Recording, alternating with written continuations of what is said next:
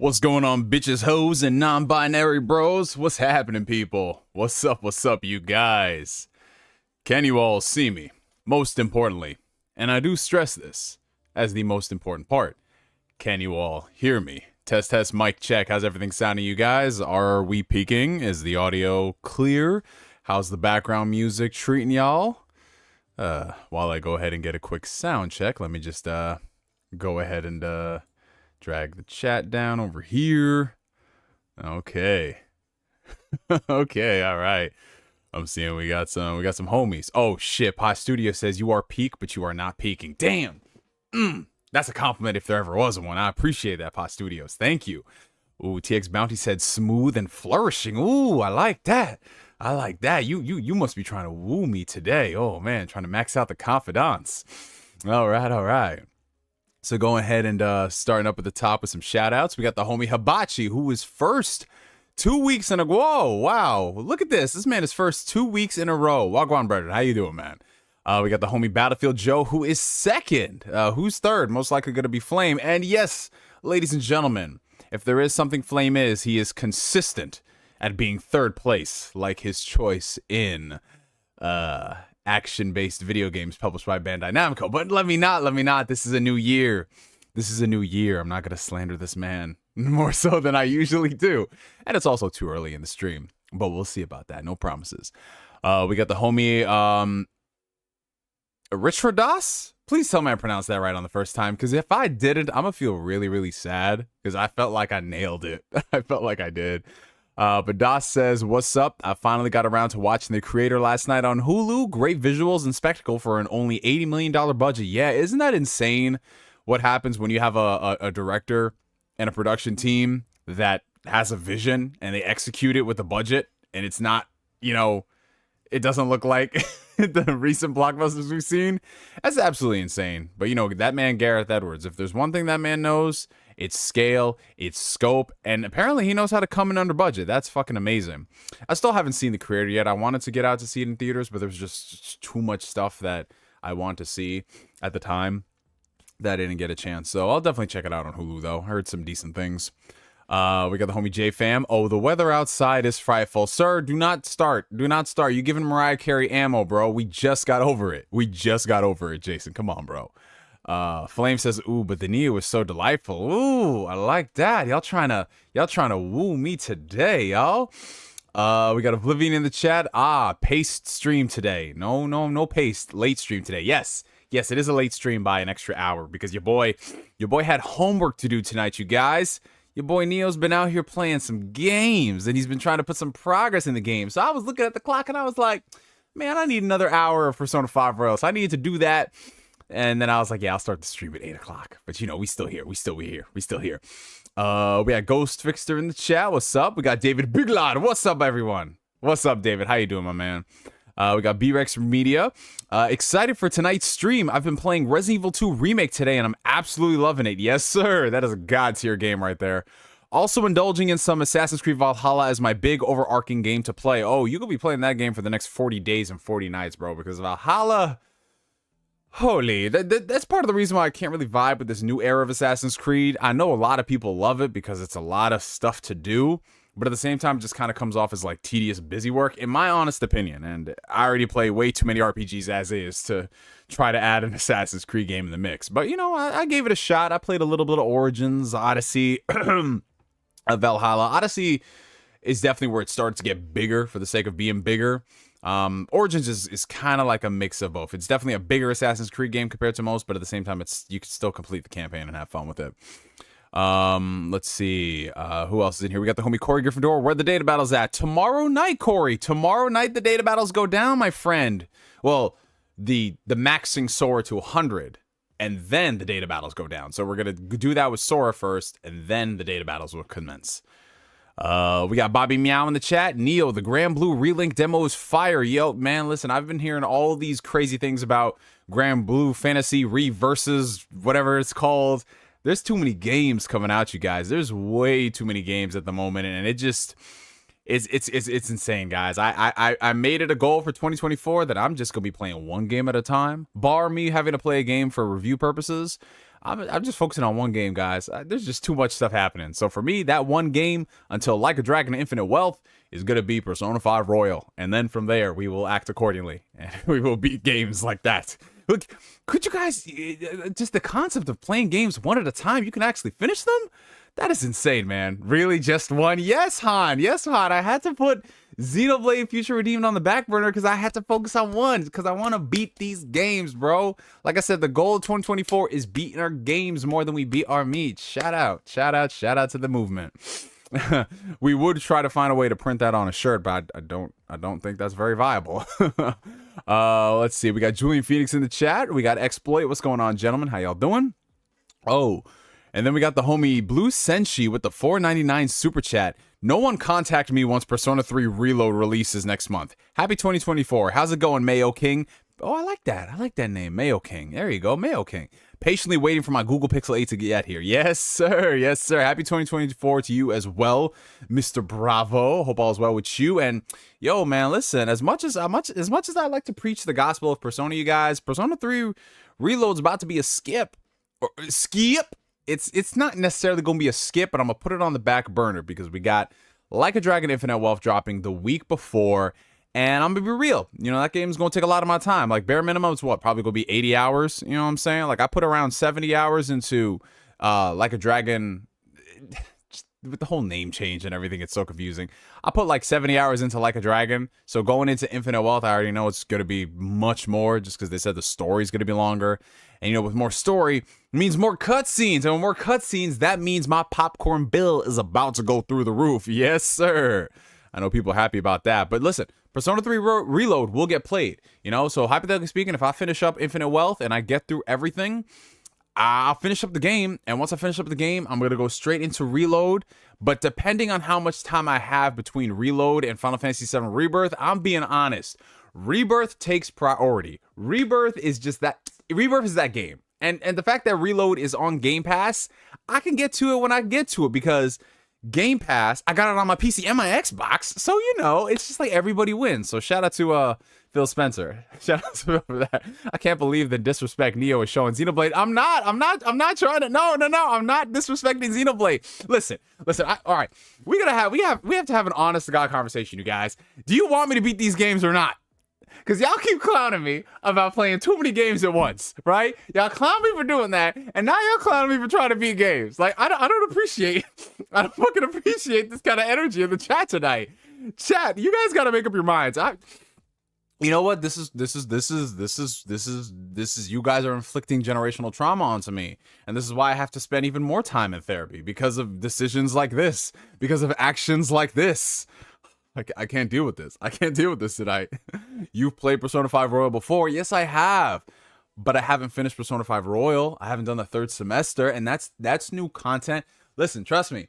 Xenoblade 3 Future Redeemed will get played. It will. I mean, I'm almost done. I'm like halfway through. Don't worry. So if I'm halfway through that, that's only like 9 hours more of content. Listen, trust me. It's going to get played.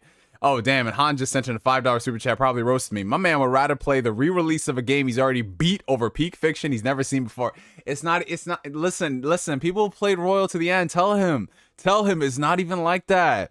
It's not even like that. He said your kids can deal with Future Redeemed. So you want my kids to play Future Redeemed instead of me? Okay, I got you, Han. Okay, see, glad we on the same page. And Han's like, no, that's not what I meant. I didn't mean that. Listen, Han, what did you mean? Is you or is you a? We gotta get to the bottom of this, man. Sherlock Holmes up in this shit.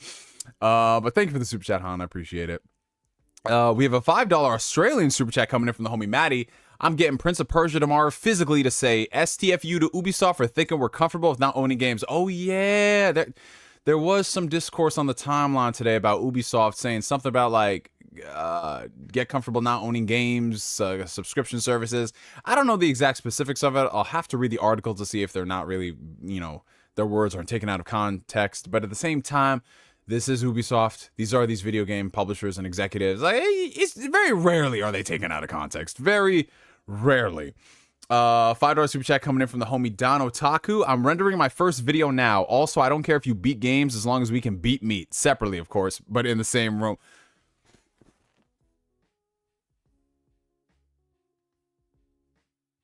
Damn.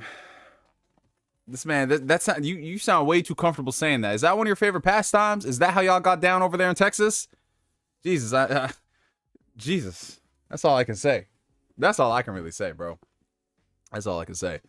Oh man, we're not even half an hour into the stream and it's already gone left. This is crazy. Okay, so back to the shout-outs. Appreciate the super chats. Let's get these shout-outs out of the way and then we can just go back to the debauchery. Oh yeah, debauchery. I like that. I like that a lot. See, now I lost my face. Now I lost my face. I'm not the real Neo. Now I lost my place. Where was I? Here we go. Anime J Live. Did he beat Persona?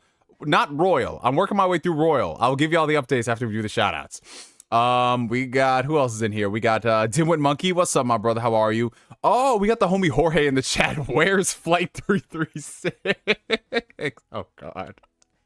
These people are not going to understand that fucking reference. But shout out to you, Jorge. I hope you're doing well, my brother. I miss you and I love you, my guy. We got Lapis Arsene. We got TX Bounty. We got Pi Studios. Hello again, gentlemen. Some of you guys already shouted out beforehand. We got Marcus Makes Stuff. Heard Chef. Yes, sir, Chef. We got PierretheGamer. What's up, my guy? We got CB That Guy. What's up, bro? How you feeling tonight? Yo, I'm feeling, as you guys can probably tell, I'm feeling so aloof. I've got all this energy, all this crazy energy. I feel so good, guys. I'm feeling 100%. I'm over being sick. Like no more congestion. I feel fucking amazing, you guys. I feel great. I go to bed happy. I wake up happy. Like life is beautiful. We got great games to play. We're streaming tonight. Like this is good. This is good, you guys. How, more importantly, how you guys doing? How's y'all weeks been? I hope you guys caught that last stream we did, the impromptu 5-hour stream. It was a fun stream, you guys.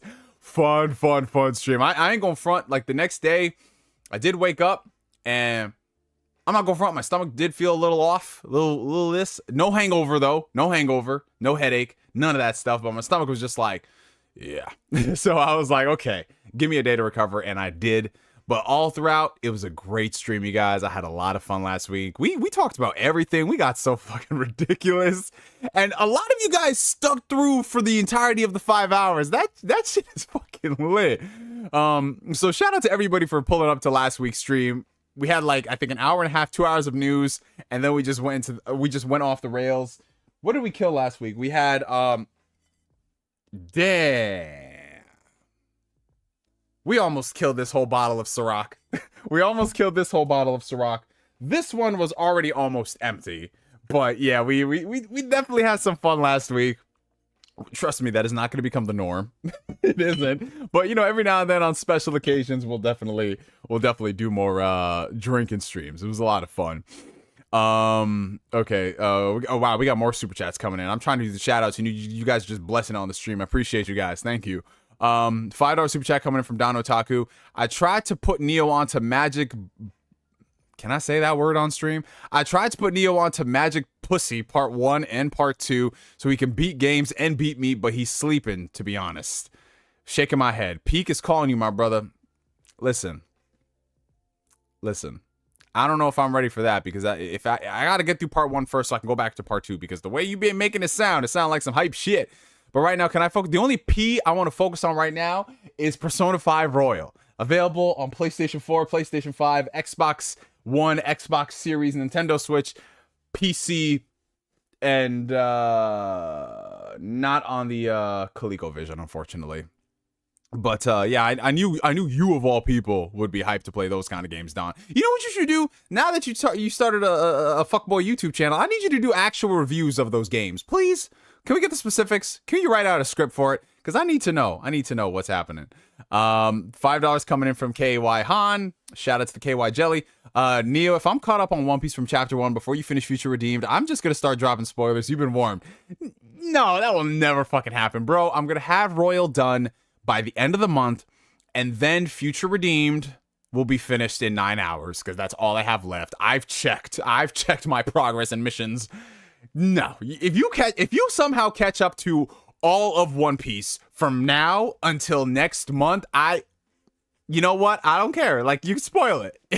But then you'd be spoiling Peak Fiction. Is that something that you really want to do, Han? would you really be comfortable? Can you really sleep at night knowing that you've spoiled peak fiction to not only me, but all these other stragglers as well? Oh, wow. The disrespect in the chat. Kory says he's not going to finish Royal. Ouch.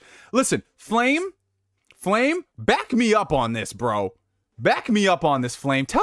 Flame, tell these people about my progress. In just 1 week, I might add. Tell these people about my damn progress. Flame, just Flame. Let these niggas know, bro. Let them know, Flame. Let them know. Let them know, Flame. Oh my God. Listen, I love you guys, but I can't stand you guys. But at the same time, you guys are the best. But at the same time, jump off a cliff. God.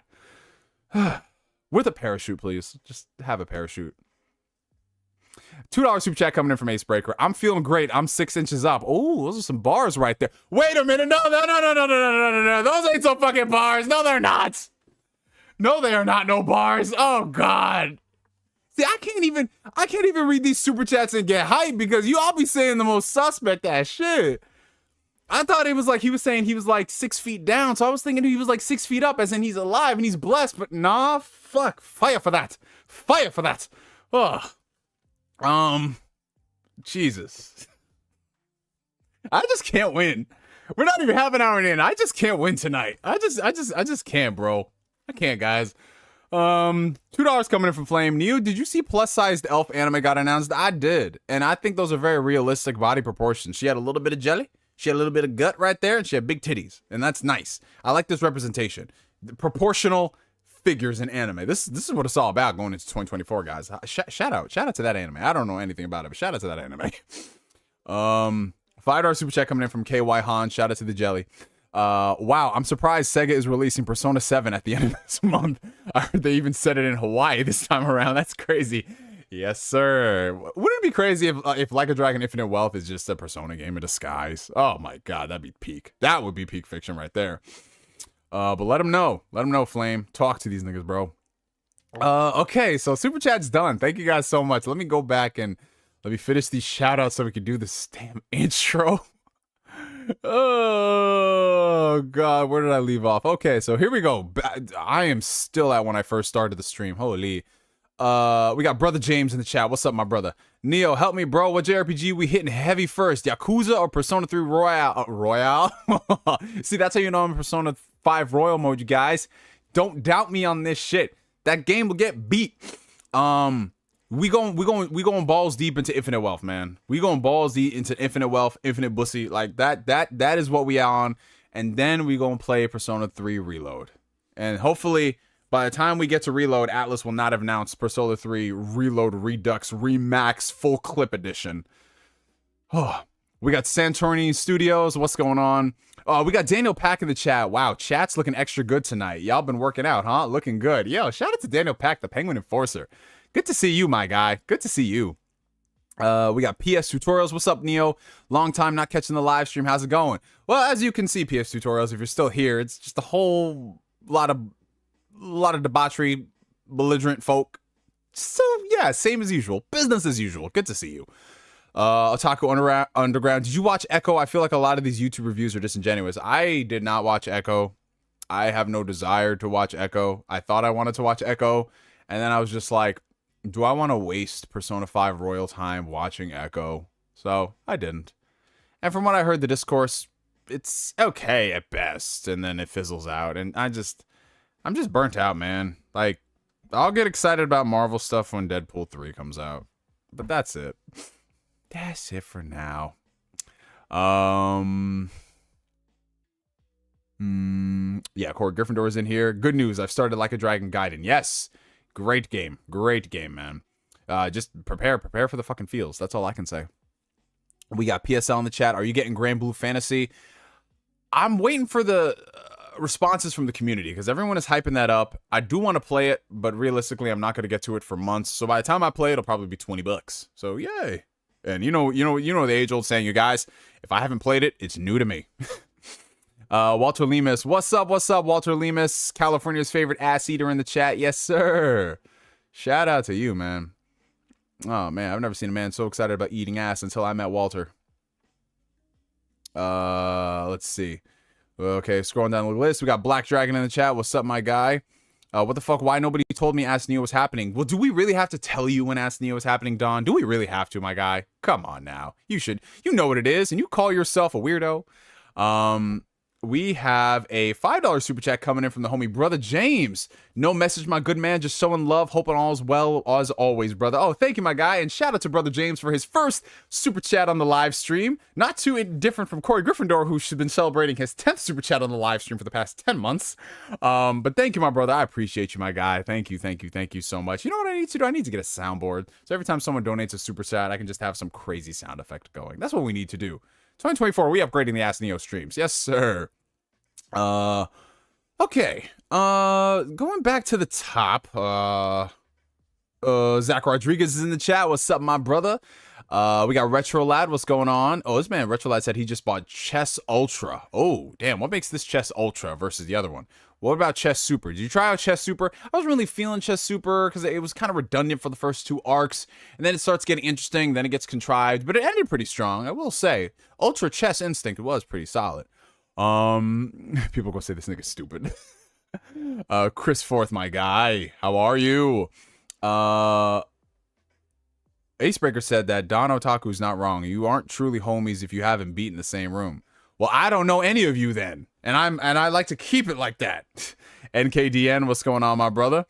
I had no idea Suicide Squad would be out this soon. Yeah.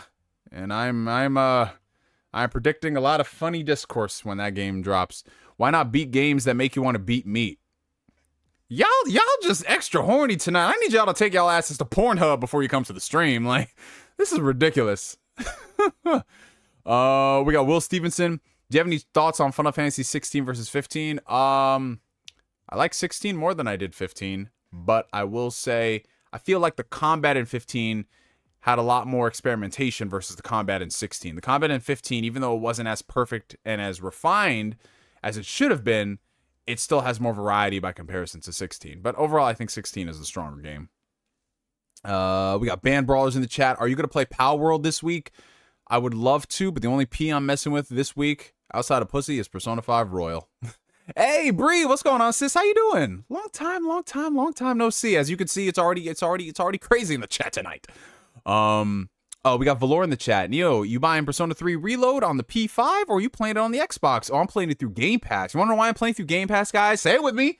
Because I got it on my PC and my Xbox. Shout out to KiddStupefy. But yeah, you know, I'm playing it on Game Pass. I will get a physical copy of it down the road. But man, listen, guys, I'm just so nervous that the second I buy a physical copy at any price, they're going to come out with that Remax Reclip edition. And I'm just not a fan of Atlas doing that. I don't mind it if it's a brand new game, like a Persona 6. But if it's something I've already played in the past, like Persona 3, yeah, it's a complete remake. But it's not giving me all the content. And I'll be damned if they sell me all the content again. You know what I'm saying? So, shout out to Game Pass. I'm about to gift you the DLC for Tales of Arise. Oh, I appreciate that, my guy. I appreciate that, but let's hold off. Let's hold off on that until I finish. I appreciate that, though. Thank you, Blue Sentry. I just caught Persona 3 Reload and snowed in like crazy. Excuse me? What the fuck do you mean you just caught Persona 3 Reload? What kind of plug you got? What kind of this man is tuned in with everybody at Atlas. What the hell? Oh, damn, Diesel, what's up? Unless you meant P3 Portable, I don't know. Let's see who else is in here. Oh, we're almost at the bottom. Yo, anime analyst, Young Jiggy in the city. Yes, sir. That's what I'm talking about. How you doing, my guy? How you doing, bro? Neo, did you beat Persona? It's been 7 days. Well, no, I haven't beat Persona, but I put like close to 15 hours in the past week. And, you know, when you consider, you know, you're working and you doing all the other stuff outside of that of being an adult, 15 hours is pretty decent in a week. So I did 15 hours in Persona 5 Royal, and I will have that game done by the end. Listen, I'm going to keep it a stack. I don't think I'll have it done by the 26th. Flame, I'm asking for an extension to at least the 31st. I feel like if I grind away at Persona 5 Royal, I can probably have it done by the 31st. The 26th, I don't think that's realistic. I don't. I'm just being honest. I'm going to try my damnedest. But in terms of not running to rush the game, enjoying it, doing all the extra content. I don't think I'm gonna make it to the 26th. I feel like I can make it to the 31st. I feel like I can do that. You know? I'm just being honest. I'm just being real. I'm a man of my word. I will beat the game, but by the 26th, I don't know. 31st, definitely. But we'll see. The game was rigged from the start. I'm just being real. Okay, we have a couple super chats coming in. Appreciate you guys. I'm never gonna get these intros done. Fuck. We have a $5 super chat coming in from Julian Phoenix. I'm playing Baldur's Gate. It's a good game, but you need a PhD to understand this battle system. Hey man, that's that D&D greatness right there. Yes, sir. But you know what the thing is? I didn't find it too overwhelming from like the 5-ish, 10 hours I played. It was different. It was very different from what I was accustomed to, and I actually kind of like it because it just forces me to think a little differently and not just want to rush through it. You actually want to learn the combat system. You want to learn all that stuff. So yeah, you know, in the sense that I've never really played a game to that degree that's just like that. I love it, but yeah, it's not something that someone can immediately jump into, and I wouldn't necessarily say it's the most accessible game out there, but it is something that if you just put your gamer brain into overdrive, you can appreciate, because everything else surrounding the game is just fantastic. $4.99 super chat coming in from Blue Senshi. I just discovered mods for Stardew Valley, and it's dope. I'm going to rewatch Dragon Ball Z Kai, and for the record, Kai is better than OGZ. Yo, Stardew Valley was my obsession for like a good, I want to say good 2 months. I was playing it on break at work constantly. It was just one of those really chill, cozy kind of games, like the homegirl Miss Bubble says.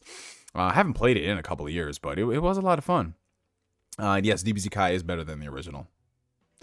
Oh, shout out to Colin, my boy. Colin, man, I've missed you. Who's been a member for the past 41 months of the next Hokage tier. This man really keeping the lights on, man. I appreciate you, my guy. Hey Chris, how are you tonight, my friend? I'm doing good now that I see you, bro. It's been a minute. How was your Christmas and New Year's? I got my friend Persona 5 Royal for Christmas, and he's loving it so far. Just look at God. Look at God at work right now. Look at him. Look at this guy. Look at Colin. Look at this man working. Yes, sir. I also got another friend of mine, some Makoto Shinkai greatness. Yes, Colin, that's awesome. And overall, bro, my holidays were very good. I mean, I spent the majority of them sick. I think everyone around the world has been getting sick over the past month. So that wasn't particularly fun. But at the same time, you know, it is what it is. You know, over the holiday season, we just chillin', we vibing, spent it with the family. And the older you get, you guys, this is one of the most unsung things that happens. But, well, it's not really unsung, but it's something you appreciate the older you get. When things go according to plan, it is fucking beautiful. So like everything was on point this year for the holidays.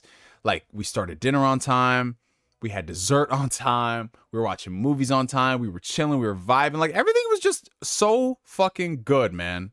It was great, bro. It was fucking great. I loved it. And hopefully the same thing for you as well. New Year's this year, I didn't really do too much. I'm not going front because I picked up a couple of shifts at the job that I do on the weekends. So I was working New Year's Eve and New Year's Day, which I didn't mind, you know, extra money, and it was good money too.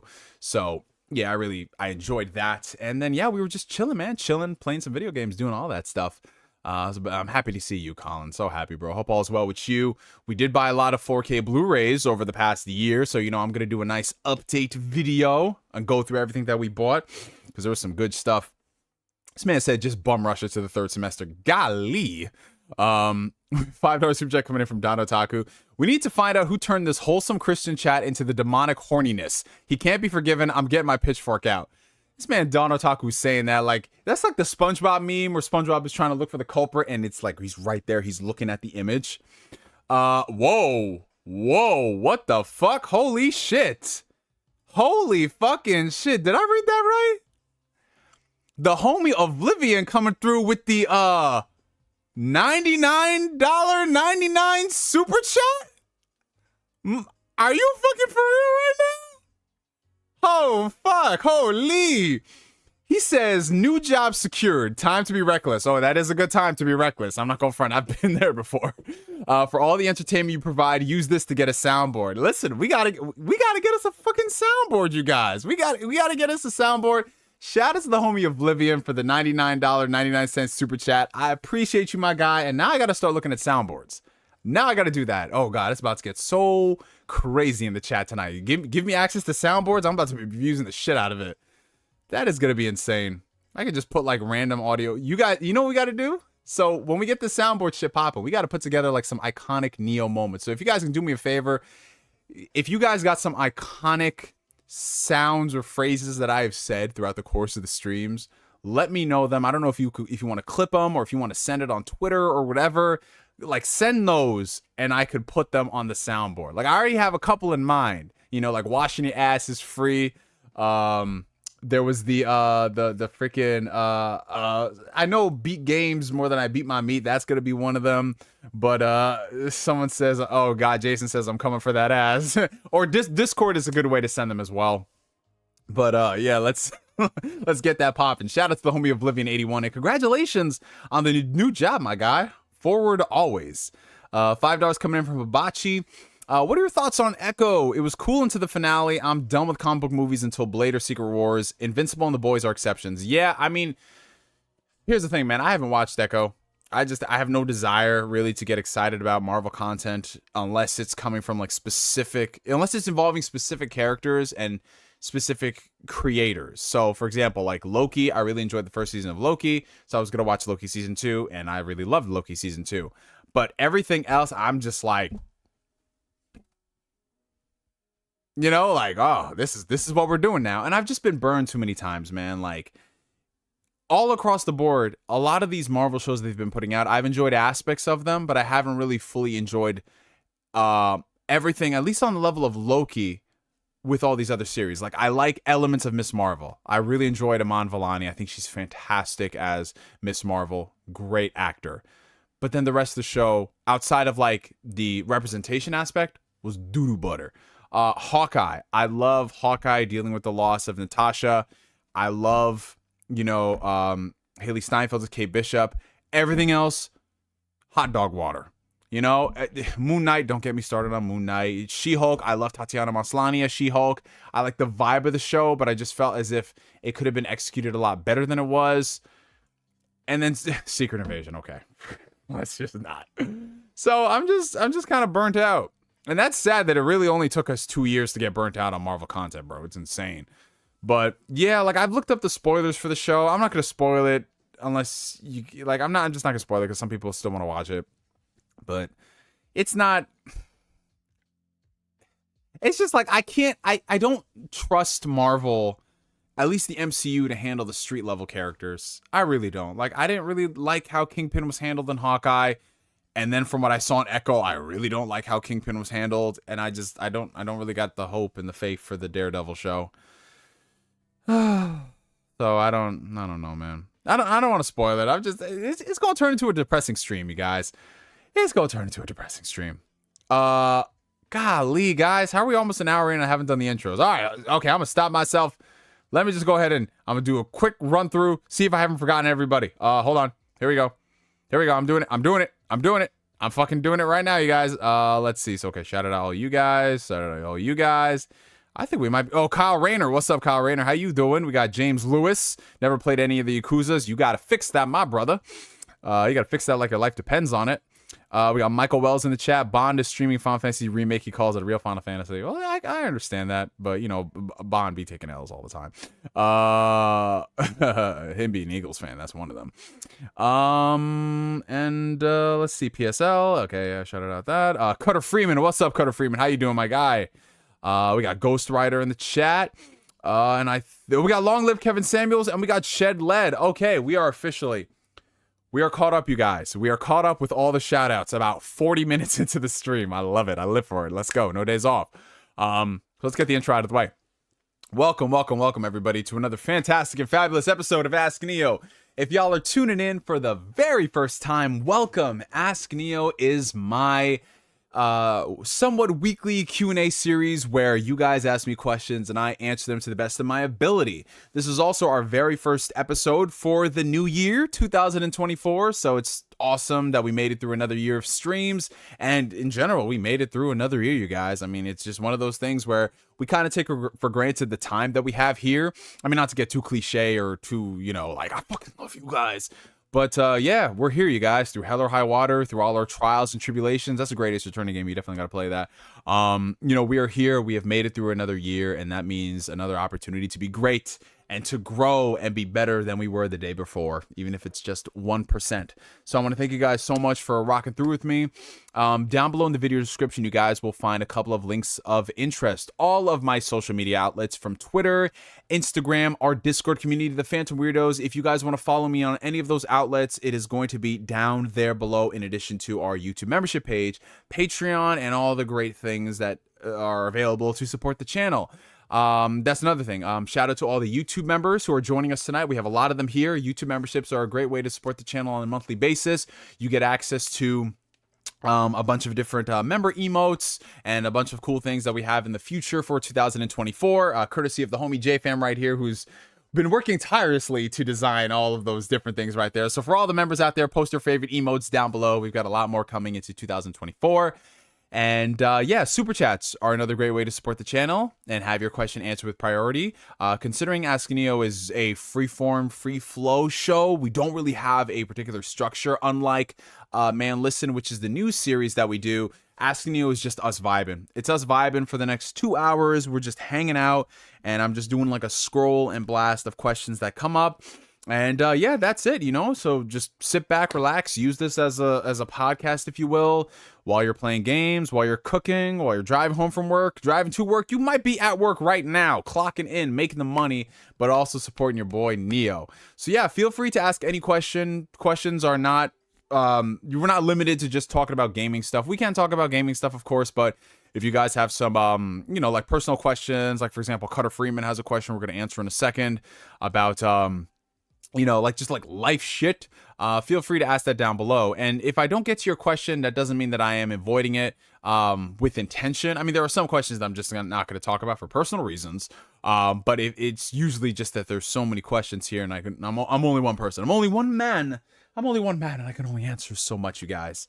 So yeah, let's get back to our regularly scheduled programming. But before we do, and of course, shout out to the TV Static. If you guys can do me a favor and hit that like button, because it helps out the channel tremendously. We've currently got 68 people watching. We're getting dangerously close to it being a really nice stream. We got 35 likes right now. So if y'all can do me a favor, hit that like button. Let's get that going. And if you haven't already, follow your boy on Twitter and do me a favor and retweet and all that stuff, just so we can get more people into this crazy, noisy, weirdo town of ours. Shout out to y'all. Oh, and it is very nice 69 viewers right now. Shout out to you guys.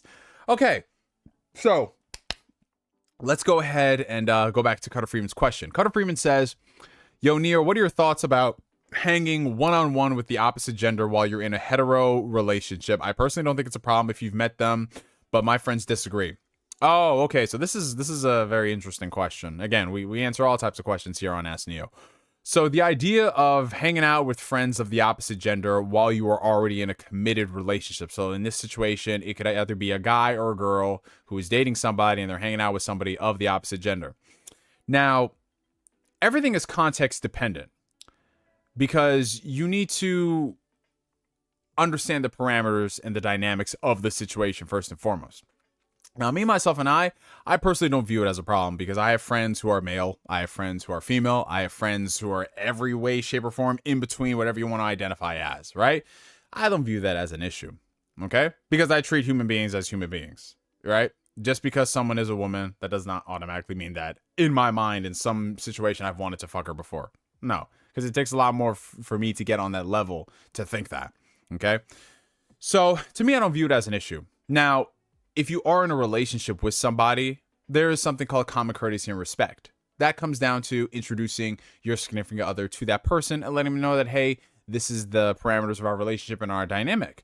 Now, in a perfect world, it shouldn't be an issue at all, because especially what happens far too often is if you have a friend and you've been really cool with the friend and then you get in a relationship with somebody, what happens is a lot of people view that as you can't have that friend anymore because they are a different gender, which I think is asinine and stupid, because you're going to give up, what, a 5, 10 year, whatever their year relationship is because of somebody you just met and their insecurities? You can't do that. But to the same degree, you do got to be honest and upfront, because the game is so fucked up and people do abuse trust. So there is some hesitation or reservation that comes from that, because the people who ruin it for us, they ruin it for everybody essentially.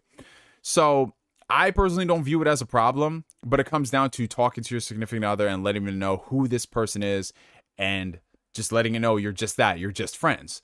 Now, if it is a situation where it becomes a problem, where your significant other does not tolerate it, me personally, that is when I would end the relationship, because at that point it's like, I'm not going to throw away a friendship with somebody who I've known longer than the current person I'm currently dating just because of their insecurities. I'm not going to do that. If it's extremely respectful and that's all it is, then fine.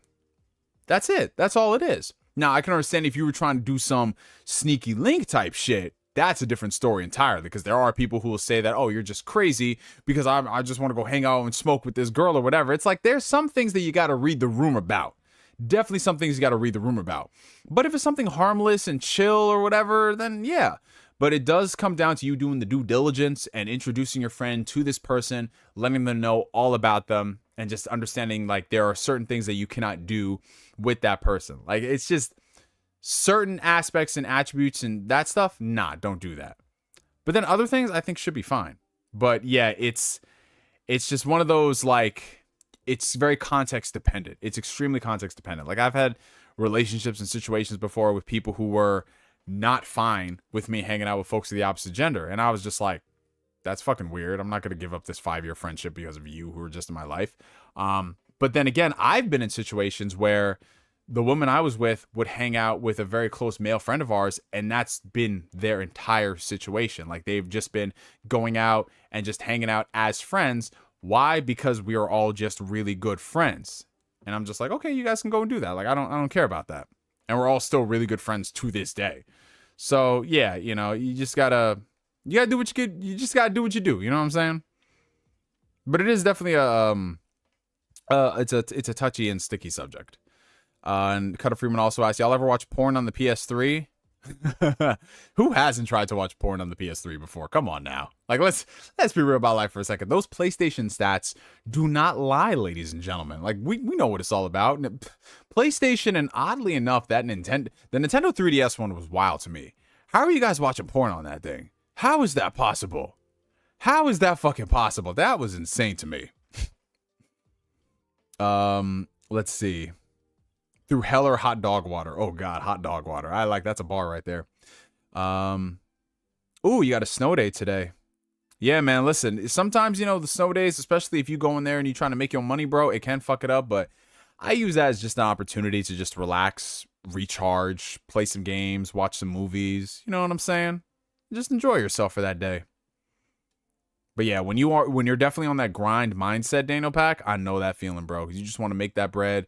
And if you have the opportunity and your body is willing and able to, and your mental state is good, you just want to make that money, bro. I feel it, man. Some people saying I watched porn on the Wii once. Did I watch porn on the Wii once? Did I did it on the PS3. I don't know about the Wii. That's some wicked shit right there. I'm gonna download it. I'm gonna buy the internet browser on the Wii to watch porn. Hey yo. Kory Griffin said, I watch porn on the PS4. Oh shit, look at this. I feel like, but once you get to the PS4 level, we're already in the era of smartphones. So it's kind of like, yeah. You know what I'm saying? Smartphones make it easy. But no, I never watched it on the PS4. PS3, yeah. PS3, yeah. Something about watching porn on the Wii is just kind of, it's kind of dirty, man. Because you're using the Wiimote to navigate. It's just like, yo, can you imagine that with the Wii music in the background? Like, how did the Wii music go? No, that wasn't. That was the Me music, but the Wii music, it was just like ambiance in the background. Anybody watch porn on the PSP? Good days. What the hey yo? You a sick nigga, Pierre. Pierre said, anyone watch porn on the PSP? Good days. LOL. LOL. Like we aren't supposed to. Did I watch porn on the PSP? I don't. Nah. You know what the thing is though? I had photos saved on the PSP. I had a whole separate memory card, a whole 32 megabyte memory card just for that. Hey, they had that one whoa, he said they had that one Wiimote accessory. Fire for that. Yo, the PSP was ahead of its time, bro. It is still ahead of its time. I mean, the Vita was ahead of its time, but the PSP especially. That thing, bro, the PSP was an iPod photo, an iPod video. Yes, there were two differences. It was an iPod photo, iPod video. It had freaking game capabilities. You can watch like UMDs on it. You could play, dude, you could do so much on the PSP, bro. You can browse the internet. You can view photos. Like, dude, PSP was the shit, man. Yeah, man. PSP was lit. Bro, one thing I loved about the PSP and the PS3 is that you could, well, the PS3 especially, but you could download videos onto the PS3. Oh, man, you know how much anime I used to download on my PS3? Bro. Shit was lit, dude. Both the PSP and the DS turned 20 this year. What the fuck? Oh, I don't like that. I don't like that. Spider-Man 2, the movie, turns 20 this year, you guys. 20. Guys, next year, Kingdom Hearts 2 turns 20. Holy shit. Next year will be the 20th anniversary. Now, mind you, it's at the end of the year in December because we're going by the Japanese release date. But December 2005 marks the 20-year anniversary of Kingdom Hearts 2. 20 years of peak gaming. I'm just being real. Like, gaming has just, gaming's gotten better in a lot of respects, but has it really gotten as good as it was during the time of Kingdom Hearts 2? Like, I'm gonna be honest. The spring break that I played Kingdom Hearts 2, like, that was one of the happiest times of my life, bro. I mean, it was so funny because me and my sister were arguing at the moment, but to this day, I had so much fun. You know what the craziest thing is? I think Kingdom Hearts 2 was one of the first times that I ever beat a game in under a week. Like, I remember I played that game non-stop. I mean, I kind of got fucked up at the Demix fight. That thing pissed me off. But I played through that game. I beat it in like a week, and I was like, whoa. And you know what the funny thing is? If you go back on my channel, I wasn't really fucking with Kingdom Hearts 2 like Kingdom Hearts 1 like that. I think I remember one time I said Kingdom Hearts 1 was better than 2 because 1 was more memorable, more nostalgic. And then I replayed Kingdom Hearts 2 when the HD 2.5 came out, and I was just like, this is one of the greatest games of all time. Like, what the fuck, bro? And I was like, nah. And I remember I was one of those dudes back in the day where I was just like, yeah, man, Kingdom Hearts 2, you just press triangle to win, bro. Like, I was that dude. I was that guy. And then you just replay the game, and then the hard difficulty, and you're just like, wow, this is some seriously gourmet shit. Donald Tuck says, yes, bro, I beat that shit so fast, no sleep. Well, that's not too different from what you do on the day-to-day, you know what I'm saying? You know what I'm saying, Donald Otaku, no sleep. I like to pace myself personally, but, each their own. You said you played Kingdom Hearts 2 first and got so confused. This man, Donald Otaku, a sick individual. He's like, I play Kingdom Hearts 2. I don't understand. Why does it explain the story? Bro, people who played Kingdom Hearts 2 who didn't play Chain of Memories were confused. Dude, I remember one of my homeboys, he played Kingdom Hearts 1 and then he played Kingdom Hearts 2. He was just like, why the fuck is Sora in a sperm sack? And I was like, oh, man. Like, I don't understand that shit either, bro. But then I did because I played Chain of Memories. But, he was just like, who are all these people in the coats? And I was just like, man, listen, there's a lot of stuff that happened in the Game Boy Advance game. And I can't sit here and begin to explain it to you because it's starting to not make sense. Yo, Versus 13 could have been one of the greatest games of all time. Yeah, you definitely set yourself up for that, Don Otaku. KH4 will come out on the Kingdom Hearts 2's 20th anniversary. Which one? The Japanese release date or the American release date? 05 or 06? You think Kingdom Hearts 4 is coming out next year? I mean, I wouldn't doubt it. I can see it coming out next year if they've been cooking since 2019. What else could they be doing? We need a Sonic Heroes remake. I can see that. We need more Sonic games that aren't Sonic, where he's like running. We need like Sonic party games again. We need Sonic co-op games, but like good. Yeah, Kingdom Hearts 2 Redux is what they really need to do. Neo, did Kingdom Hearts 2 change your mind when Final Mix came out? Not. You know what the funny thing is? So, no, it wasn't. It was not when I replayed 2.5. When I finally got Kingdom Hearts 2 Final Mix patched when I got that patch and I was playing it on PC around 2012, I was like, this game is fucking sick because it had all that extra content there. You know, and I had like the import copy my friend let me borrow, and you know, we did the remember Swap Magic, you guys, and we played that for a bit, but you know, like I couldn't really like fuck with it much, and I played like his save file. I couldn't fuck with it much because I was like, okay, I'm doing these data battles, that's great, but like the rest of the game I can't understand because I don't speak Japanese. But no, I think it was when I played a patch that I was like, okay, now it makes sense because I was like, the timeline ain't mathing. $2 coming in from Long Live Kevin Samuels. Yes, sir. Are you a Jets, Bills, or Giants fan? Neither. None of them. None of them. Just I don't really fuck with New York sports teams like that because New York sports teams are sorry. The Giants had a good streak going for a while, and then until there wasn't. And the Jets just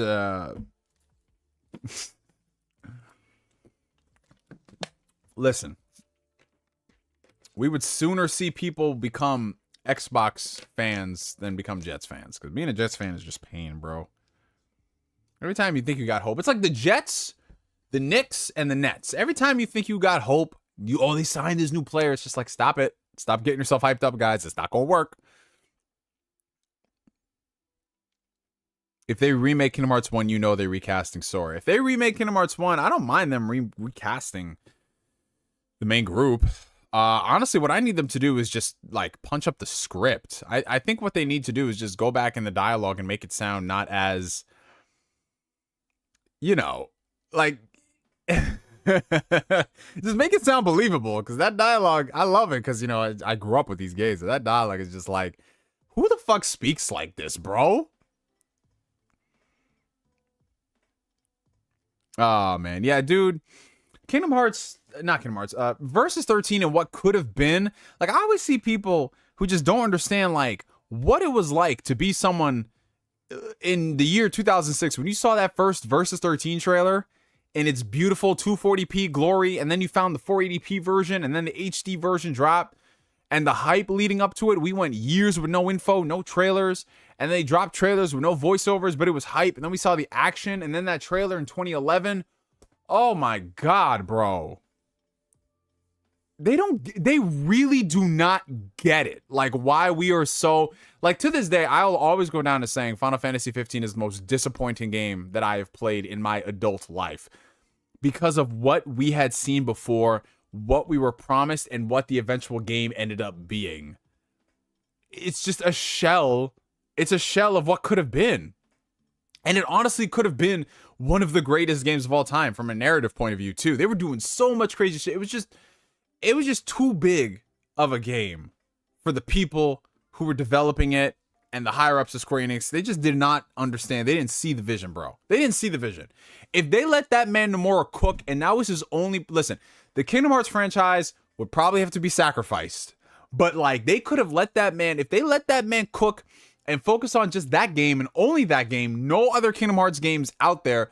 we could have got Versus 13 on the PS3, and we could have probably got a whole saga in and of itself, like 3 games to tell this beautiful story, and that shit could have been peak gaming. It really could have been, but you know, man, they say your first Final Fantasy is always your favorite. I played 15 Royal Edition, I enjoyed it, but that's good for you, Cold. I wouldn't say my first Final Fantasy I played was my favorite, because my first Final Fantasy I played was 10-2, and I liked it more so than most people, but like, my favorite Final Fantasy, what's a toss-up between 9 and 6? It's interchangeable, you know what I'm saying? It goes like, because, you know, 9, 6, it goes both ways like a bisexual.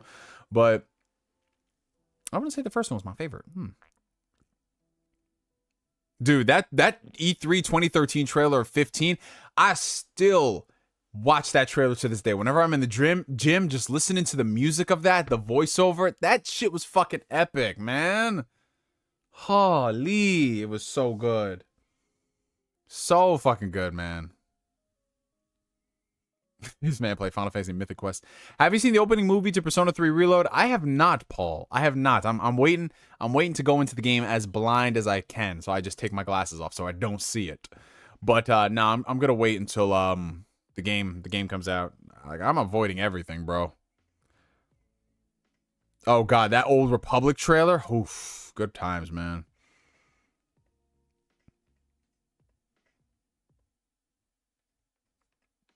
Versus was just, I remember, you know what we all used to say got us the most hype for Versus? You had the Kingdom Hearts team working on the gameplay, and then you had the people who made the Advent Children movie working on the cutscenes. Like, it was just a match made in heaven, bro.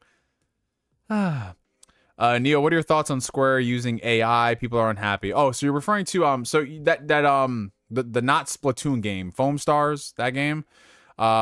They said that for some of the art, it's going to be AI generated because Square Enix wanted to experiment with the technology.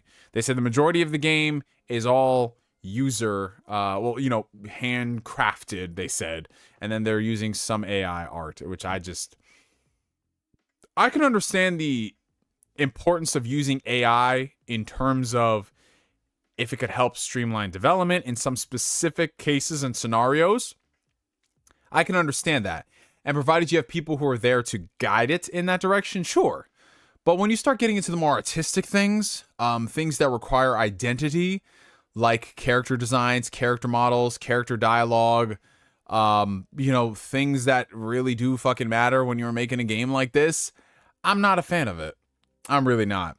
We're going to start seeing a lot of games use AI in the next couple of years, and that's going to be irritating beyond belief, because for every good thing you could get out of using AI, because it is helpful and beneficial in some ways, and in some ways we're already seeing it right now, I just don't trust the I don't trust the video game industry. I really don't, dude. Like, from an artistic point of view, I don't trust them. From a technological point of view, it can help, but just it's a slippery slope, and it's a dangerous line, because the second that you start saying that you could do this all with AI, like, I don't know. I don't want AI to take over designing quests. I don't want to do that. Like, no, I want people who have thought and ingenuity to design quests. And when you have certain quests that are so fucking good, you can tell that, this person wrote it. Not just some like thing you just plop a lot of other stuff in there and hope and pray to God that it'll give you something good. Like, I don't get that, man. Like some of the quests in like Starfield, for example, quests that you wouldn't even think of playing, that people discover, and they're like, wow, this game, like, I didn't know a quest of this caliber was in the game. What the hell? Then you have a writer come out and say, like, yeah, that was one of my favorite quests to work on, and I wrote it myself. I'm like, what? You think AI is going to be able to give us some shit like that? Like, no, bro. AI is not going to give us quests on the level of The Witcher 3 freaking Blood and Wine. I'm just being honest, man. Hey, we got Mav coming in from Fun Speculation. What's up, Mav? How are you, my brother? How is everything? We got a $2 super chat coming in from Flame. I wonder if AI can make a better Splatoon clone. Well, I don't know if AI can understand the complexities and the intricacies of being both a kid and a squid. Once AI can discern between the two and also being the same at the same time, then yeah, maybe there's a conversation to be had about AI in video games. I'm doing good, Mav. I'm doing good. You know how it is. We doing the Ask Neo stream. We chilling. We vibing. Just having a great time tonight. I'm ready. I'm ready for the week ahead, you guys. Thursday's gonna be a big day if you're an Xbox fan. Xbox has their first developer direct. We're gonna see Avowed. We're gonna see Hellblade. We're gonna see Indiana Jones. We may or may not get a Shadow drop. I'm hoping and praying that they acknowledge 1 vs. 100 this year. I'm hoping, because if Xbox realistically wants to compete, in my eyes, that's it right there. I don't care if I'm the only person playing it. If I'm the one in 1 vs. 100. That's all I need. That's all I fucking need. Maybe Kingdom Hearts 4 on Thursday. Oh, I don't know about that. They're just doing first party stuff.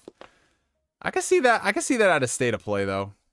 Knowing Sony, but I don't think we'll see Kingdom Hearts 4 much until after Rebirth drop. Because I think after Rebirth drop, they're gonna go full in on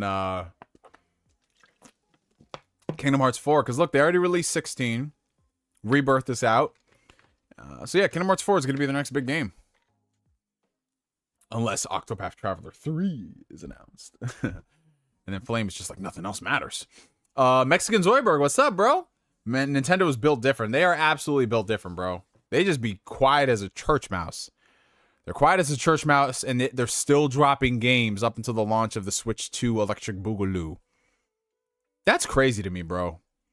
That's crazy to me. Nintendo has not said shit in years. And they're just like, here's Pikmin 4. Here's Tears of the Kingdom. Here's Super Mario RPG. Here's Super Mario Wonder. Like, here's a remake of Paper Mario. Like, Here's a fucking Princess Peach game just cuz. I mean, we're getting everything but a new F-Zero and a new Star Fox, which really sucks. It does. But, you know, every now and then they throw us a bone that's somewhat decent. I mean, Golden Sun is now on the Switch Online. I would have loved them to put it on a cartridge, but, you know, it's not how the way that's not the way the world works these days. I mean, I still got my Golden Sun cartridge up here somewhere. Where is it? Yeah, here it is, of course. Second try. What y'all know about that right there? Yes, sir. What do y'all know about this? Golden Sun greatness. I gotta take a photo of this for Twitter. Ooh. Good times, man. Goated game right here. And of course, you guys, I mean, if you've come to the Ask Neo streams, you already know. Like, oh, God, I used to love when Nintendo did this. For the Pokemon games, they would get the translucent cartridges. Pokemon Sapphire. Oh, I played the shit out of Pokemon Sapphire. I mean, yeah, Emerald, in my opinion, is like the better game, obviously. But I love the shit out of Sapphire. And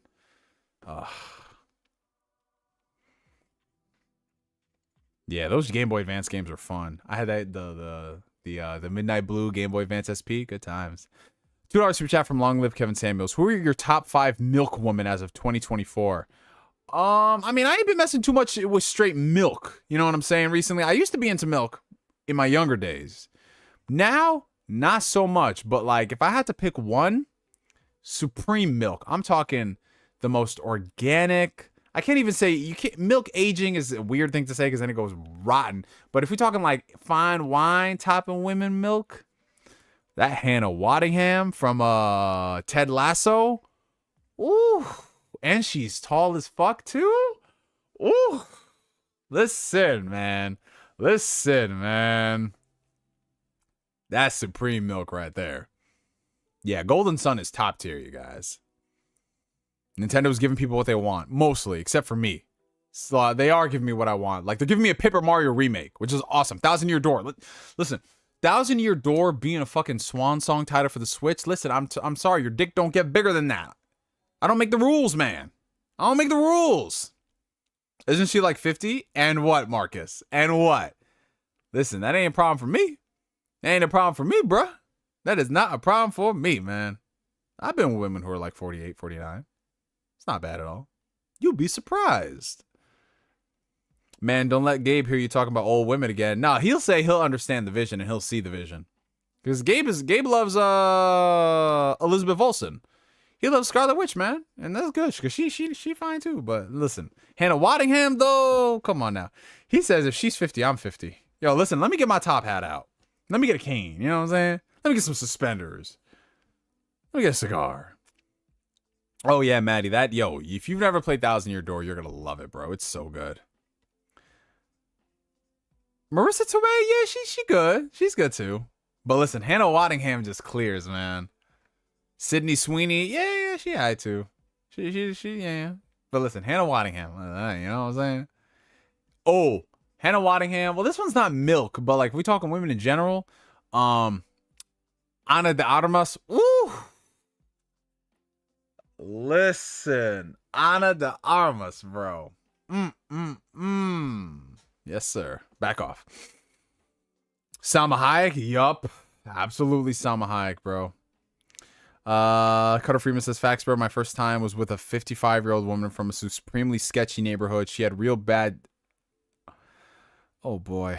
So Cutter Freeman says his first time having intercourse, it was with a woman who was 55 years old from a supremely sketchy neighborhood. She had real bad teeth, and I felt every one of those bitches.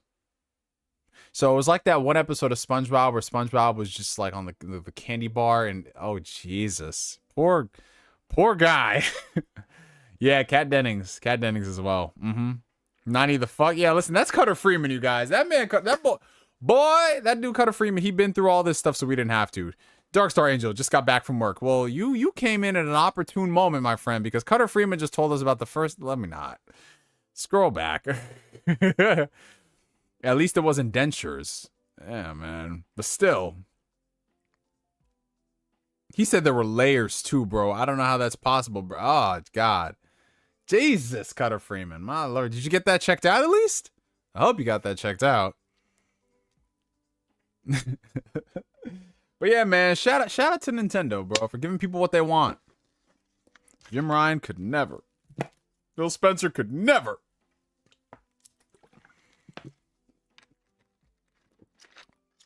Was this woman a shark? Multiple layers? It's like a shark with like, it's a shark, but instead of having like all the teeth and rows of teeth, it's just one row of teeth and it just goes all the way back. So I think that's what he meant. Damn. Braces blowjobs are underrated. What? What?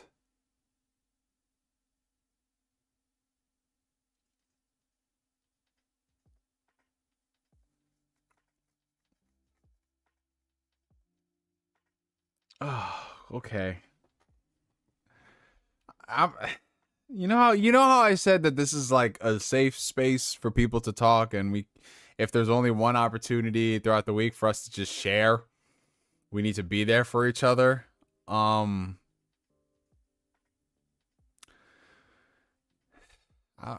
don't know if I'm regretting that now. We're gonna need some holy water for this chat. We're gonna need more than holy water, bro. We're gonna need more than that, because man, this man said they hit different. Oh, I bet they hit different. Random activity says he's not lying. What the fuck is wrong with y'all? Y'all need a support group.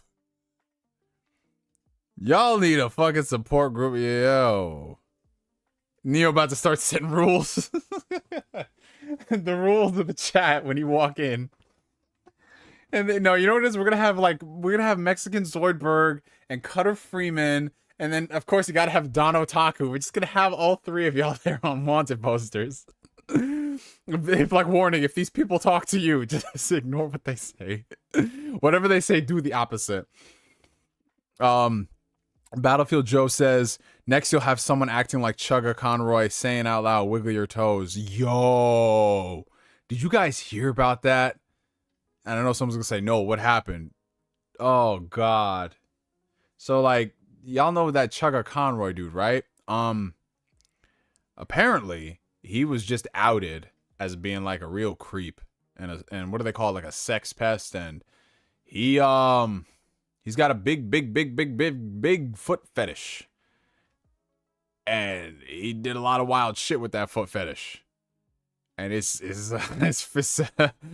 like I've only seen the tip of the iceberg. Or should I say the proverbial big toe of the iceberg? But it's not a good look, bro.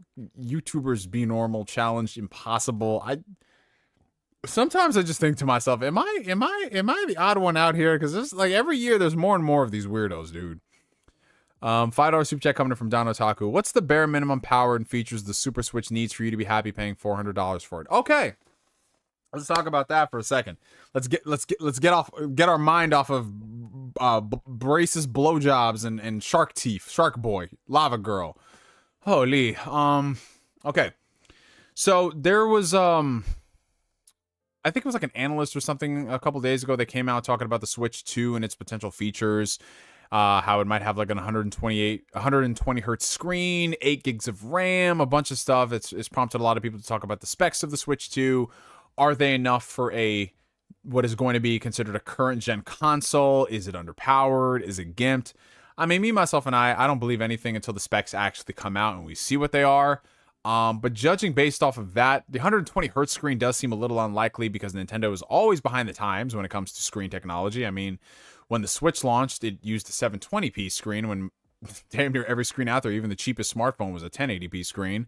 But at the same time, you know, knowing Nintendo, it's also not out of the realm of possibility that they would do an 120 hertz screen just because it's like, fuck it, let's future-proof it this time. I could see that happening, but would they really need an 120 hertz screen if the games themselves are going to run past 60 frames per second? You feel what I'm saying?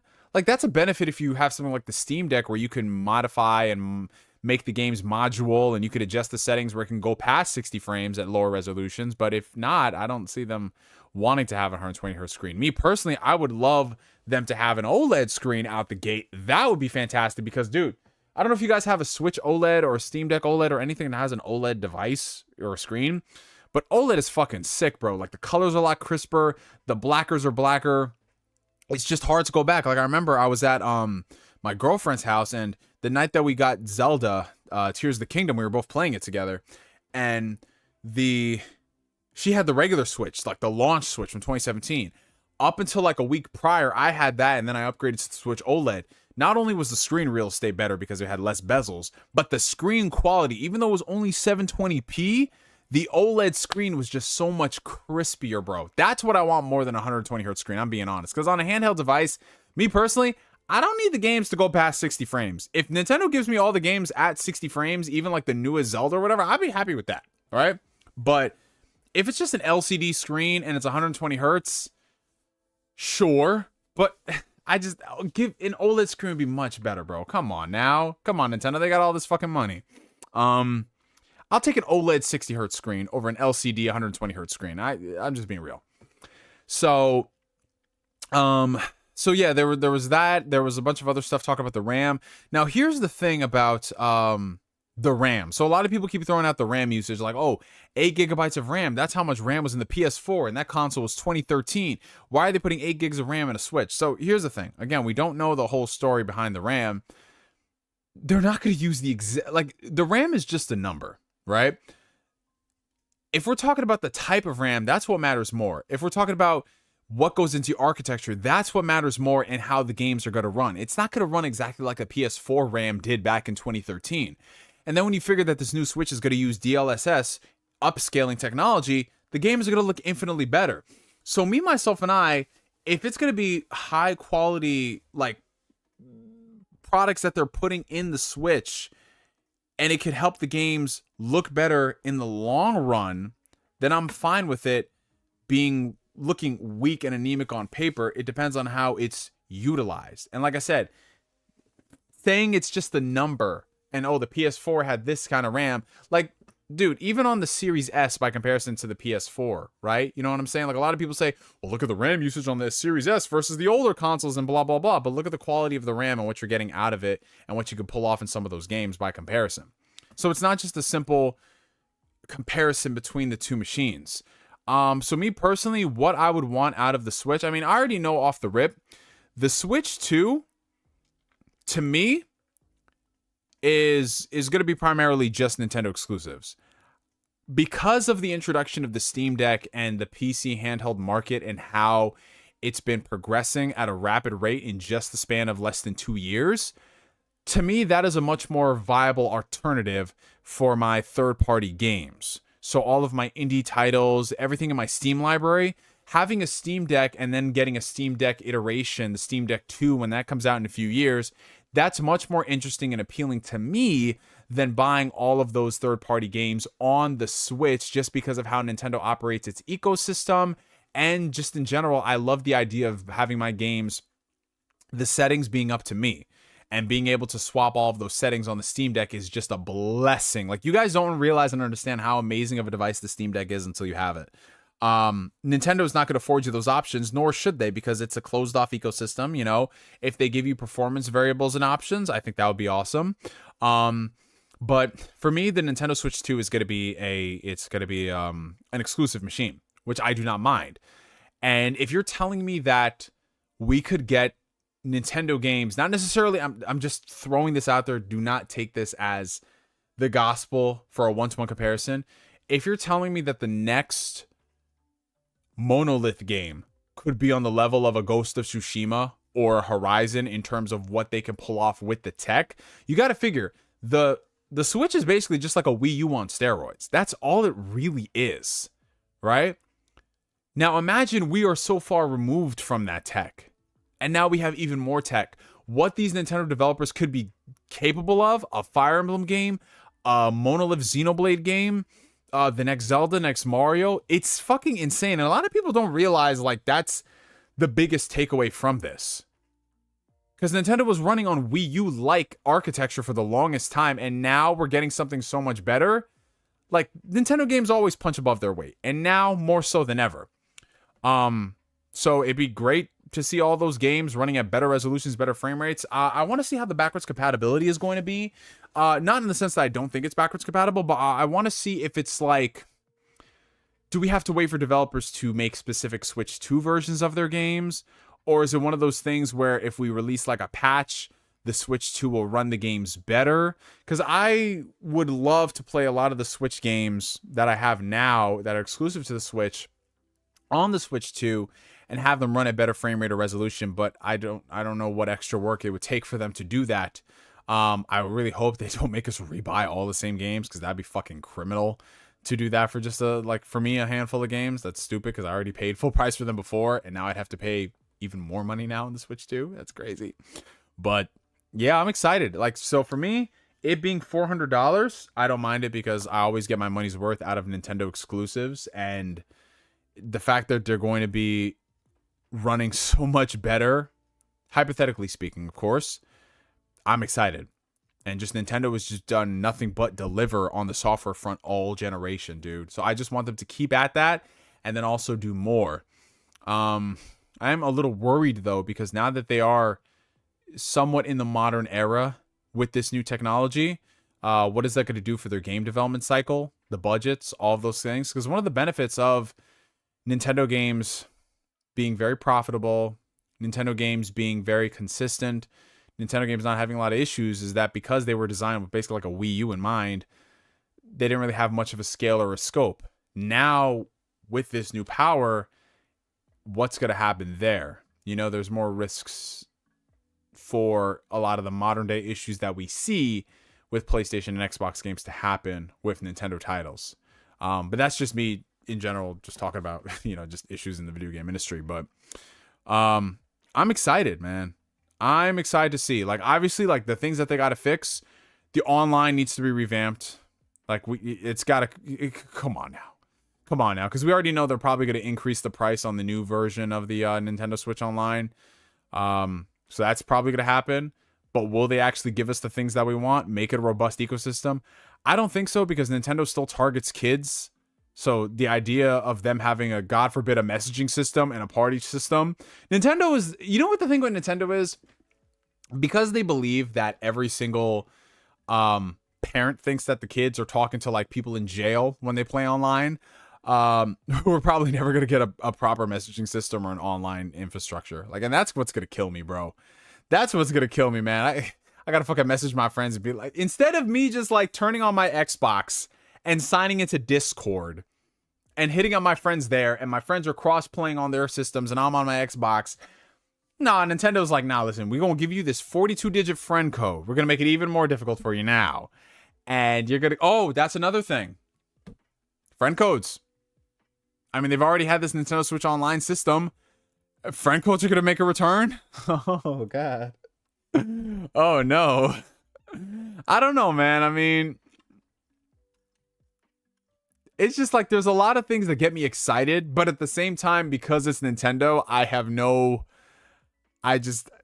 the idea of them making it competent is just, that's a pipe dream. You know what I'm saying? Like, you have a better chance of seeing Jesus than Nintendo coming out with a competent online infrastructure that just fucking works like it's 2010. Mav says, I'm not gonna lie, Neo, I'm getting hyped thinking about what the next Switch will be. Not gonna get another handheld till I learn what that is. Yo, one of my favorite one of my favorite streams, it was either a stream or a video that Mav at Fun Speculation did, was when he bought a Switch and he was just like, why did I buy this? I'm trying to do things on it. I can't do the things that I want. Like, why is Nintendo like this? And it was the slow realization that every single multi-platform owner of a game console who buys a Switch, they realize you are buying this thing to put a game in and then play the game and nothing else. How dare you expect shit to work on the Switch in a timely fashion? You said you want the eShop to run fast? You want the eShop to not feel like it's quicksand? Nigga, go make a sandwich while the thing loads. Like, I don't want to hear you just get like, are these not games? Are there not games that you want to play on the eShop, Mav, and you're over here complaining that it takes you 5 minutes? Mav, did you know that you're part of the fucking problem here? Listen, you're part of the problem here, Mav. What you just need to do is just enjoy the games for everybody, and no games sell like Nintendo games do, so clearly they're doing everything right, Mav. Like, no game is selling like Mario or Zelda on Xbox or PlayStation, so you're the problem. You're the fucking problem. Nah, but shout out. I mean, I'll always shout him out because he's my boy and he's awesome. But if you guys haven't, go check out Fun Speculation.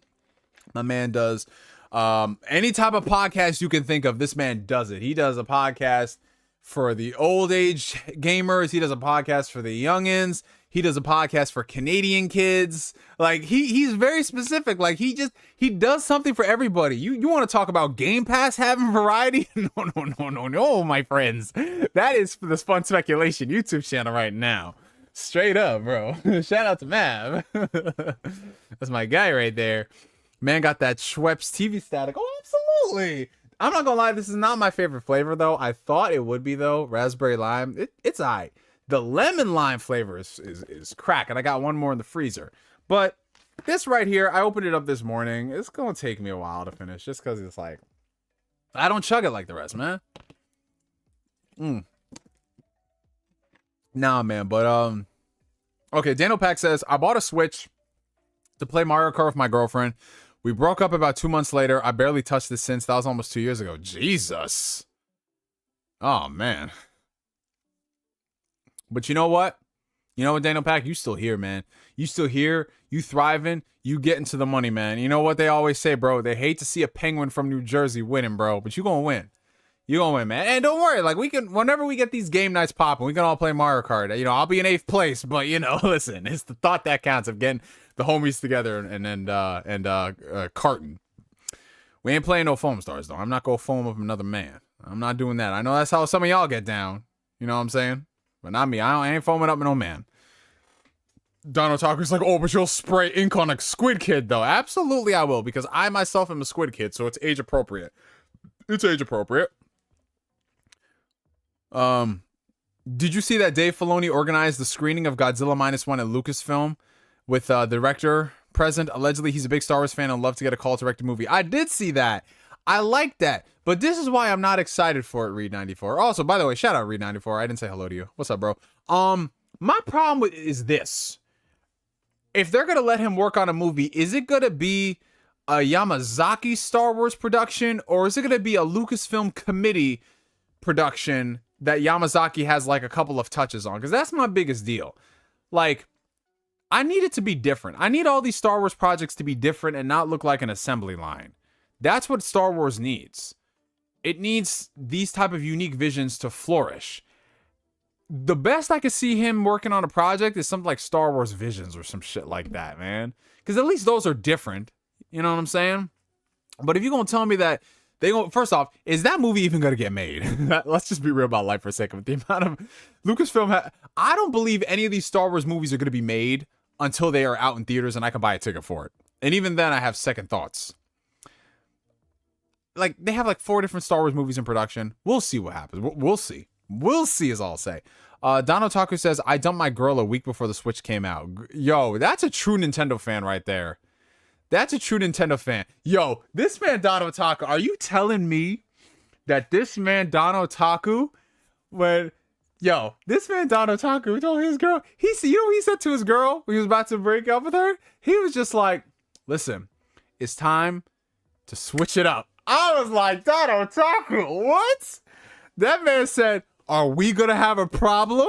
He said, this ain't no game, boy. Don Otaku. You know what? I could picture Don Otaku doing that wearing a damn Mario hat. I could totally see him doing that. Listen, go look at this man Don Otaku's profile picture on Twitter. This man looked like he wear Mario overalls and wear a Mario hat. Like, I'm saying, like, man, just be over there and saying, and the second he broke up with her, he was just like, yippee! Man got into the car and he was just like, let's go. And I was like, oh, man, Don Otaku. But you know what? Shout out to that dude, bro. Shout out to him. You just keep it going, bro. You just keep it going. And look at you now. Look at you now. Look at you now, bro. You married. You thriving, you playing hentai games on the main, like, you know what? If you like it, I love it. Hey, Rebel Moon's right there. Oh yeah, let's let Rebel Moon stay there. Zack Snyder is another example. Man is over here channeling his inner Atlas. Yeah, this movie that I'm releasing right now, that's not the real version of the movie, though. My director's cut coming out in 6 months is the real version. I'm like, Zack, if you don't just make a damn good movie, fucking director's cut. Oh, what's up, Arsonist? Oh, how bad was my hangover? I didn't have a hangover, thankfully. I didn't. My stomach was a little woozy, but no headache, no fatigue. I went to the gym. I had a great fucking workout, bro. I had a great fucking workout that morning. That was crazy. Where the Texas freezing homies at? Yo, yeah, it's cold in Texas again, bro. Yeah, honestly, creative freedom is what Star Wars... Creative freedom and just also trusting your vision and knowing what kind of movie you want to make when you hire the talent. Like, that's the biggest problem. Like, Kathleen Kennedy is just... Her biggest problem is that she doesn't vet the fucking talent, bro. Until they get deep into production, she's just like, this ain't working. I'm like, what the fuck do you mean this ain't working? We spent $200 million on this. Bitch, you better make it work. Yo. Nah, bro, I was excited for Rebel Moon, but then I was like, what are we doing here, Zack Snyder? The second he said that I'm coming out with another cut later, I was like, oh no, that means this version's about to be some ass, and apparently it was ass. That's my problem. Like, I'm like, Zack, don't you come in here and... Director's cut should not be radically different versions of the fucking movie. Like, man thinking like he Blade Runner or something. All right, relax, bro. $5 super chat coming in from the homie Hibachi. Did you hear about Star Wars What If? What stories would you like to see? I want to see the dark side, Luke and Leia rule the Empire. Yeah. So that was also something that was going around. You know how like the Marvel comics had What If, and then they did an MCU version of What If. The ideas aren't as radical by comparison because it stays within the confines of the MCU. But, you know, people are always saying, like, well, what happens if Star Wars has their own alternate version? You see, I like the idea of that a lot, Hibachi, but my problem with it is how much creativity are they going to have with these ideas? Because if it's something so stupid like, what if Luke knew that Leia was his sister when they first met? Like, you know, like some of the dumb MCU what if ideas, like they're not as different as they should be. I want to see some radically different stuff. Like, what would happen if Anakin Skywalker, you know, like if Anakin Skywalker didn't kill Mace Windu? Like, how would they deal with Palpatine? Oh, well, they would just kill him right there. Directed by George Lucas. Like, something different and interesting. And in fact, I would go so far as to say you could really make a handful of episodes of something that are different. But knowing Disney, it's probably going to be 25 minutes, 5 minutes, 7 minutes is going to be credits, and it's going to be some nonsense. But I would thoroughly be down if they gave us like 45 minutes to an hour-long episodes of What If Star Wars, where they had legitimately different alternate universe shattering events. Like, that could be fascinating to me. Really interesting stuff. And then, of course, you're going to get the one person says, well, what if the sequel trilogy was actually good? I would love that.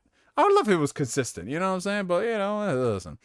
$5 super chat coming in from Fun Speculation. Might as well throw away money to Neo if I throw away money on a Switch. Oh, shout out to you, my guy. This man, look at this man, Mav. He said, instead of putting down a down payment at GameStop for a Switch 2 that doesn't exist yet, I'm going to support my boy Neo. I appreciate you, Mav. Shout out to you, bro. Man, shout out to the homie Mav. Thank you, bro. Thank you. These are smart business decisions, bro. These are smart business decisions right here. But listen, trust me on this, Mav. I'm gonna get that Switch 2. I'm gonna get that Switch. Well, provided it's not some jank shit. I'm gonna get that Switch 2. I'm gonna do a real review. I'm gonna do the Fun Speculation review. I'm gonna see. I will guarantee. No, what's the term I'm looking for? I will give a verdict by the end of it to see if Mav would like this. Literally, I'll be like, yeah, so these are my impressions on this one, and I'll end it off saying like, well, if you're a person that loves the Switch, get the Switch too. But if you're someone who's Fun Speculation, and nobody will understand that reference unless they've come through this chat right here tonight, and they'll understand, why did he say that? Oh, I got it. Sitting up in the chair like Leonardo DiCaprio. I understood that reference, Captain America. I don't know why I have all this energy at 9:30 at night, you guys, but I'm here for it. I'm here for it, man. Sometimes I can't even string 2 words together to save my mouth. And then here we are. Here we are, you guys. This is the power of playing one video game at a time, you guys. You stay focused. Mav, did you hear that? Listen, man. In 2024, I committed myself to playing one video game at a time. And gosh, golly darn it, Mav, it actually pays off. You actually end up beating games. $5 coming in from Don Otaku. Bro, you don't understand. I was with her for 2 years and she wanted to remain celibate until marriage. First year, I was cool with it. My hand kept me going. Damn. And then he says, another $5 coming in from Don Otaku. She gave head, but it was bad. Then the Switch was the catalyst that made me just snap my fingers like Koizumi. She was looking forward to it too. Oh, this is crazy. Bro, this is insane. So this man, Don Otaku, oh, we getting some lore tonight. This is the Don Otaku lore hour right now. So this man broke up with the girl he was with because she wanted to remain abstinent until marriage. I mean, I'm all right. Let's have some real adult life conversations here, you guys. More power to the people. More power to the people who want to wait till marriage. If you have waited till marriage, listen, I'm not knocking it. Good for you. Willpower and all that. Yeah, it's not for me, bro. I can't do that. I need some ass. I need some ass at least once. You know what I'm saying? Like, I don't need it every day. I can go a week without it, but I at least need something. And you tell me to wait to marriage? That better be the most pristine type. All right, let me not. Damn, he went a whole year. You went a whole year without clapping cheeks? Damn, she must have meant something, bro. You a better man than me. No, I'm not gonna say that. You a different man than me. That's what I'm gonna say. That's what I'm gonna say. Was she? That is a good question. Baseball Furies. I was thinking the same thing. Was she a virgin? We're all friends here. We're all friends here. Was she a virgin? If she wasn't a virgin, my brother, I'm sorry. I'm glad you came to your senses after a year, but that was 12 months. That was 12 months of time. Listen, learning experience, I know. But damn, he said she gave bad head. Oh. Well, I mean, then again, how would she? This leads me to believe that she was a virgin because how would she know how to give good head? It's very weird. Very strange, man. But she gave bad head, though? Damn, son. Were you a virgin? No, you couldn't have been. I don't know. But then he said the Switch. Like I said, he said, let's switch it up. He said, let's switch it up, and I respect it. Yo, you know what you were? You were a gentleman that couldn't get properly jacked off. You were double mellowed. Did you live in the state of Tennessee? Oh my God, I got fucking bars tonight. Hey, this is where my Kingdom Hearts shot glass was. It was right behind my bottle of whiskey. Sure enough, look at this. You play one video game at a time and you find your shot glass. Damn, Fun Speculation says she's probably a cam girl. Jesus, you saying she's on that OnlyFans? She says the only fan I want is a Don who's no longer here. Oh man. David be chilling. David is chilling in the chat. He's vibing, he's listening, but the second I just even utter words related to liquor, he's like, oh. This man says he was barely a virgin. What does barely a virgin mean? No, we got some alcoholics in the chat tonight. Oh, no. We got some... Guys, do you not see this euphoric energy that I've got going on right now? You know what I'm saying? You want to tamper this with alcohol? Listen, I'm come on now, guys. Come on, let's not do this. Okay, hold on. Then we have a $2 super chat coming in from No MV Gaming. What if Finn was a Jedi? Dude, you are going to anger and irritate the whole fan base if we got an actual episode where Finn was a Jedi. Could you imagine that? They actually utilized the black character in Star Wars that they hyped up with the lightsaber. I still feel some pain from that, dude. I still feel some pain. Not another shot night. It's too soon. Zack Rodriguez is having flashbacks. He's just like, Vietnam flashbacks. But instead of the bombs, it's just the shot glass going down like, yo. J-Fam who's been a member for the past 25 months of the Spirit Detective tier. Thank you for keeping the lights on, Jason. He says, it's a sign. Time for shots. Listen, guys, relax. Relax. We just did shots last week. I'll have some beer, though. I got some beer in the fridge. I could do some beer. But I feel like shots are better for you than beer. Not in terms of getting just fucked up, but just in general, beer is not really good for a lot of men to have because of the hormones attached to it. There's some science to beer shots. I don't know about that. I don't know. I don't take no beer shots. I don't know. That's kind of suspect. One shot's not going to ruin the mood. Y'all say that. Listen, you guys say that one shot is not going to ruin the mood until I'm 7 shots in talking about I'm the Senate. I'm the Senate. Unlimited power. Should we really be exposing people to that tonight? I'm sipping on Gremlin's IPA. If I take 17 shots, I'm about to turn into a gremlin. It's never just one shot, is it? No, because I look at it like this. If you take one shot, you shouldn't have taken a shot at all. Because it's like, one glass of wine is fine. You know, but like one shot, one can of beer, that's weird to me. It's like, why did you do that? You were better off staying sober. A glass of wine is different, though. I can't explain it. But people understand it. I'm innocent here. No, you are not. Because David always donates money to take shots. Like, and that's the problem. Because I'm just like, okay, I'll take a shot. She should marry the guy from Bass Pro Shop. He don't have a D, so no problem. Oh, damn. Holy. But no, shout out to the man Don Otaku. He's here now. He's alive. He's thriving. He's hopefully getting laid multiple times. I hope so. And the whole hentai game thing ain't a sign. Don Otaku, do we need to have a conversation about this?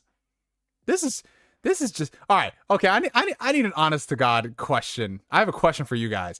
For y'all who've like either joined Ask Neo recently or you've been here for the past like this iteration of it's like 3 years old. Did you guys ever expect we get to the point where we're just talking about this random shit? Like I'm still beside myself sometimes where I'm just like, damn, we really be talking about this shit. What the hell? Because you know what the funny thing is? I have some people who literally only watch the videos that I put out, and that's the only content they consume, and then they see me on Twitter, and then like every now and then I'll do a risque tweet on Twitter, and they're just like, damn, Neo, I didn't know you get down like this, and I'm just like, you don't know half the shit we talk about on Tuesday nights. It's fucking funny, bro.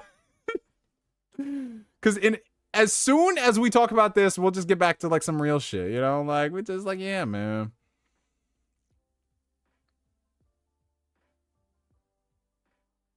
It's so fucking funny. Man, you don't make no videos. What you mean? Yeah, the last video I made was like the Xbox Bethesda conference last year. That was it.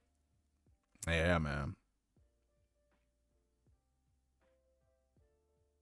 Wait, it's crazy. I actually see you pop up being mentioned in other communities. What communities? What communities be mentioning me? Because I would just be minding my business. That's crazy, bro. We've gone from importing Naruto games to big titty anime girls. Where are the big titty anime girls? I don't see them around here. She-Hulk won't have that big budget like it had for season 1. Well, yeah, bro. There ain't no reason why they need to be spending like that much money and getting that much CGI. That's a problem. Making different type of videos. We know how you be, Neo. Oh, Daniel Pack, listen. You gotta pay the bill somehow. Gotta pay the bill somehow. I learned it from Don Otaku. He gave me some tips and tricks. Honestly, growing up watching your videos to watching these feels like I went from PG Neo to Peggy 18 Neo. Ooh, bars, Static Star. Bars, Peggy 18. Yes, sir. PG Neo to Peggy 18 Neo. Chris, what are some of your animes you recommend, or what are some of your favorites? Well, that depends. Like, are we talking blanket recommendations to newcomers? Because that's the thing. The thing about anime is I don't just want to throw something so, like, deep cut to a person who's just getting into anime, or they might have been turned off on anime, because, you want to baby step in. Like, so obviously, like, blanket recommendations I give to people: Death Note, because it's a short series; Full Metal Alchemist Brotherhood, short series; Attack on Titan, short-ish series. And then if you want to get into like shonen shows, Demon Slayer is short. My all-time favorite, Yu Hakusho. I'll always recommend Yu Hakusho, even though it's a long show, 112 episodes, because it's just so fucking real. It's so real. It's got great dialogue, great banter, not too much like shonen anime tropey stuff that happens that people get annoyed at. And then from there, I'll maybe recommend Naruto or Dragon Ball. I mean, because most people, they've either heard of Naruto or seen Bleach or watched One Piece. So I try to lean towards the stuff that's shorter, that, you know, they could probably get just as good a story, if not a way better story, in a shorter amount of time. And then I'll start veering off into some other stuff like Cowboy Bebop, Samurai Champloo. And then I'll go further down the rabbit hole with things like Monster, because if you really like Death Note, you're going to love Monster way, way more. And Monster is a fucking masterpiece of a series. And then from there, yeah, it just comes down to particular palettes and stuff that I can throw people's way. But yeah, it definitely depends. Well, Brotherhood is short, depending on if they've watched other series. Like, let's say if somebody watched all of Naruto and all of Bleach and that's all they've watched, Brotherhood is only like 64 episodes. So that is short. But yeah, there's some other things that I could recommend too. But I need to get to know the person more before I throw just like crazy recommendations. Like, I would never recommend somebody watch Case Closed because it's just Law and Order, but in Japan, and you know, there's no real story to latch onto. You know, I would never just like throw something in their faces that is just a little too weird, like anime wise. But then again, you have some people that just watch random series and they end up loving it. Like, there's a ton of people I know who don't watch anime, but they've seen Neon Genesis Evangelion. You know, it's just like random shit. Have you still been making your way through One Piece? No, I stopped a while ago. Like, I remember I told you guys I was in the 800s around there for the anime episodes, and then the manga I got pretty far. I forgot which arc I stopped at. But yeah, no, I haven't really kept up with it. Ooh, you just brought up a good point, PS Tutorials. Netflix has been really good with their, it's so weird to say the Netflix originals for anime, but things like Cyberpunk Edge Runners, phenomenal series. Pluto is great. Blue-Eyed Samurai. Like, Netflix is really killing it with the anime stuff. Thoughts on the live-action Yu Yu Hakusho series? I try not to think about it. Rockstar or Remedy, who wins the lawsuit? Well, Rockstar has all the power in the world, but at the same time, can they really go up against the power of Alan Wake? I don't know. We'll see. Can they really go up against the Herald of Darkness? Oh, Arsonist. The anime I'm talking about is Monster. It's from Naoki Urasawa, who worked on another big anime right now, Pluto. He did 20th Century Boys. And Monster is one of his greatest pieces of work. I believe it is available on Netflix. Trust me. Watch it. I'm not going to tell you anything about it. Just watch it. It's so good. If you love the vibe of Death Note, those type of series, you're going to really enjoy it. Yeah, there's a lawsuit. It's so stupid, you guys. So the lawsuit right now is between Rockstar and Remedy. Rockstar is claiming that the new Remedy logo is too similar to their Rockstar Games logo. So go look up Remedy's logo, the new one, not the one that was like the R in the circle, but it's like an R split in half with something else, or like a reflection. It looked like there was a mirror in the middle. Rockstar saying it's too close to theirs. And the only thing I got to say to that is Rockstar is really out here trying to copyright the hard R. And that is insane. Oh, Urasawa's current manga is really good? Nice. Yeah, you guys got to check out Monster if you haven't seen it. It is so good. Oh, you kind of like the live action Yu Yu Hakusho, Kory? Okay, that's cool. I just saw the Yusuke characterization. I was like, I'm okay. What the heck? Hellsing Ultimate was awesome, dude.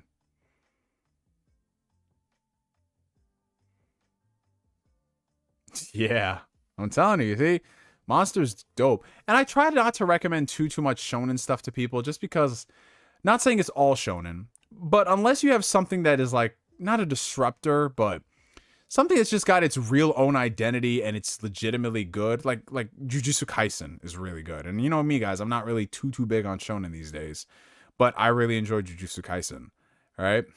And I'm trying not to like recommend too much of the shows that might be a little too similar to someone who's just like, I want different shit.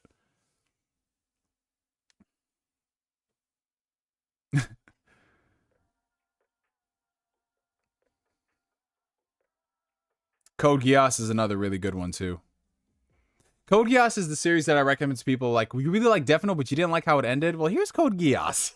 They're very similar in terms of just in terms of like similar themes and shit, but obviously executed completely different. Degrassi is just Canadian anime. Well, yeah, basically. Dude, that's a fact, because wasn't Rockstar going to be assisting Remedy with or they're collaborating with the Max Payne 1 and 2 remake, and now Rockstar is trying to sue them? Fucking hell. The original Trigun is really good. Outlaw Star is fantastic. Mob Psycho is dope. But I don't know if I'd recommend it as like someone's first anime though. I definitely would though.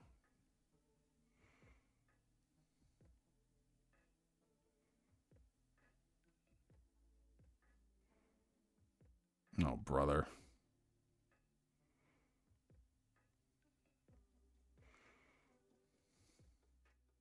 Do you guys remember that what was that Gundam anime that was all CG? And they were all chibi? Oh god, I remember that. What was it? Gundam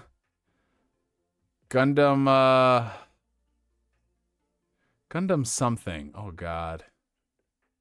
Someone's gonna bring it up. SD Gundam. Yeah. SD Gundam, bro. Dude, Mob Psycho Maddie, you have to get back to Mob Psycho. Oh my god, bro. It's so good, dude.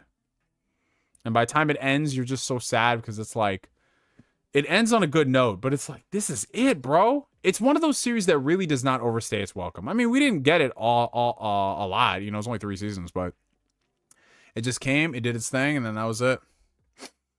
And sometimes it's good to have a series like that.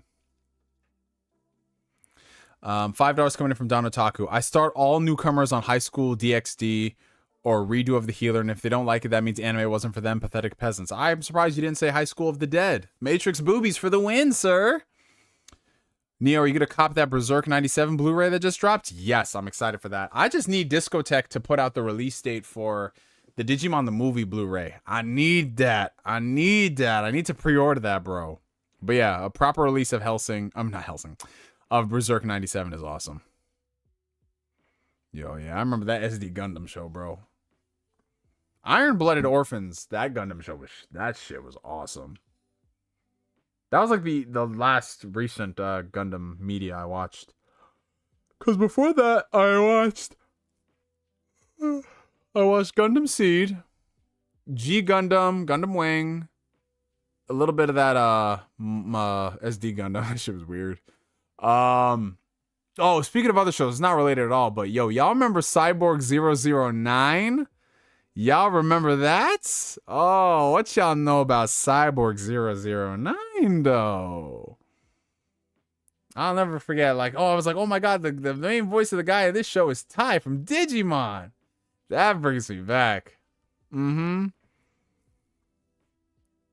Yes, sir. Y'all remember that shit. That shit was so gas. Yes, sir, it was. Y'all know this. Y'all know this. I like that. I like that.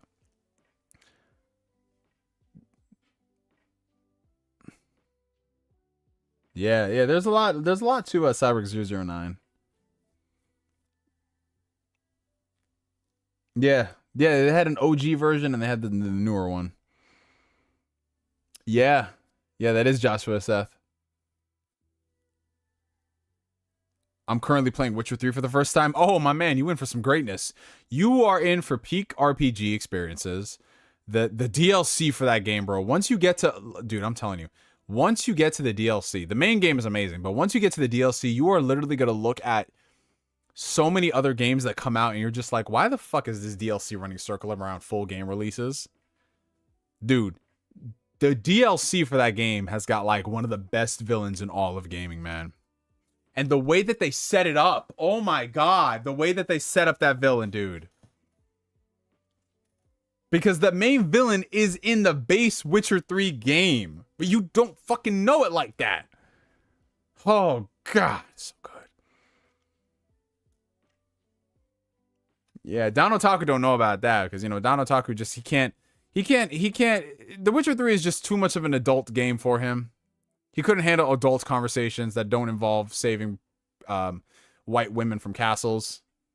You know what I'm saying? That's Don Otaku, you know? That's him. That's fine. That's fine, bro. And then, you know, Flame, on the other hand, the thing about Flame is that, like, now listen. Yeah. Cyberpunk is a scam. Well, yeah, Cyberpunk was a scam. It definitely was a scam. You're right on that. Yeah, The Witcher 3 is goated. Did you really play through Baldur's Gate, Don Otaku, or did you watch a video on your Nintendo Switch? Because I don't know, man. I don't know about that.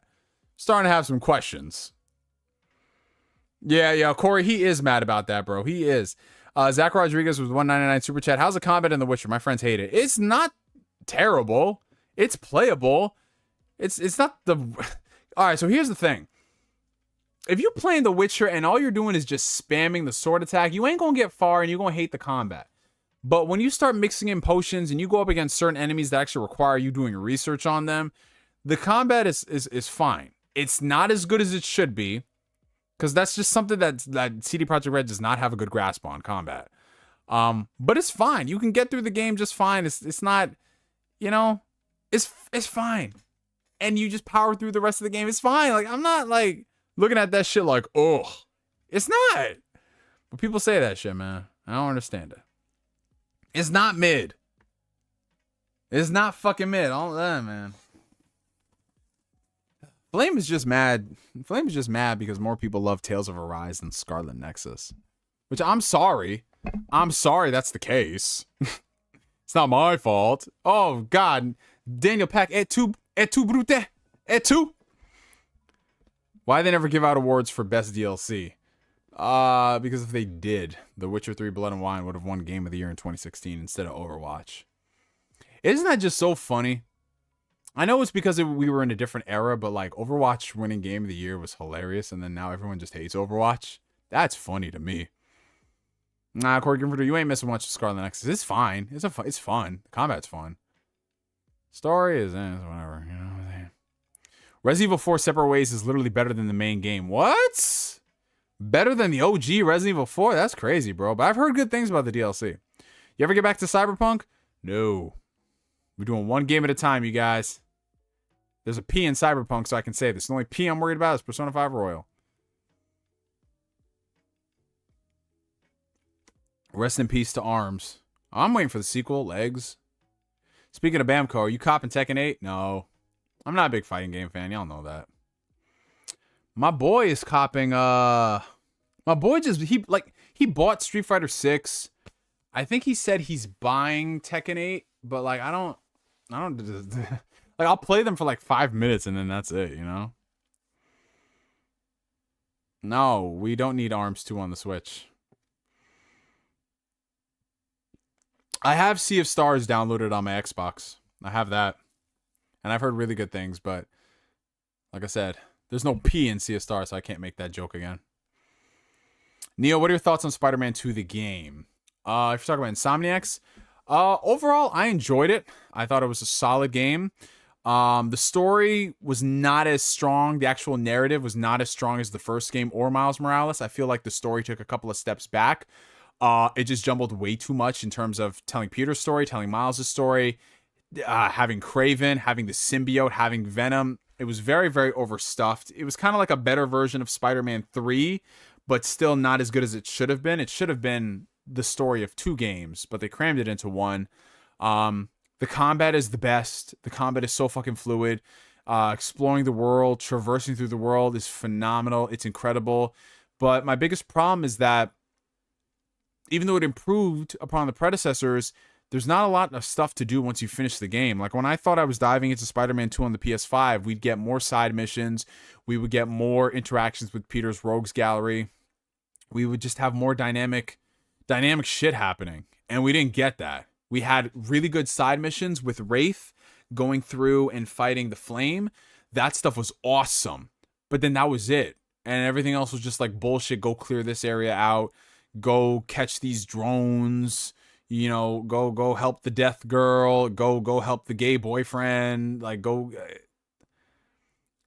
They could have just done so much more with the mission variety, and they didn't. So it's one of those things where it's just like, you have a great foundation, a great base.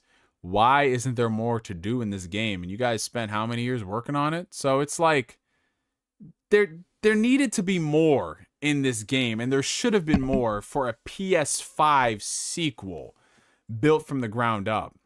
Like, honestly, outside of the technical aspect of it, obviously, technical aspect aside, so don't misconstrue this, there's no reason that this game couldn't have been done on the PS4.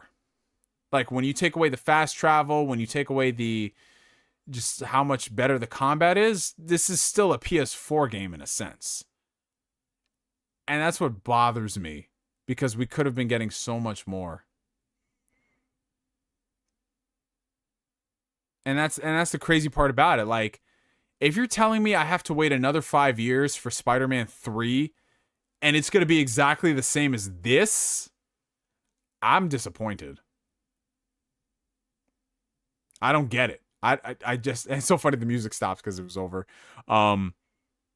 Like, 5 years for this amount of content is like, why are you rushing so much? Like, you have enough content to build out a whole universe, and yet you try to cram so much into this game. And there's nothing else for me to do. So, it's fun. Like, I would recommend it to people. It's a good game to play. You know, if I were to list, like, top 10 games that I played last year in terms of enjoyability and fun, it's on the top 10 list. But in terms of, I was expecting a leap from Batman Arkham Asylum to Batman Arkham City, you know? But we didn't get that. It just felt more like Spider-Man 1.5, but you're having all this stuff lead into it like it's the third game in a trilogy. Damn, this man said Chugga is hyped for legs, especially the feet expansion. Hey, yo.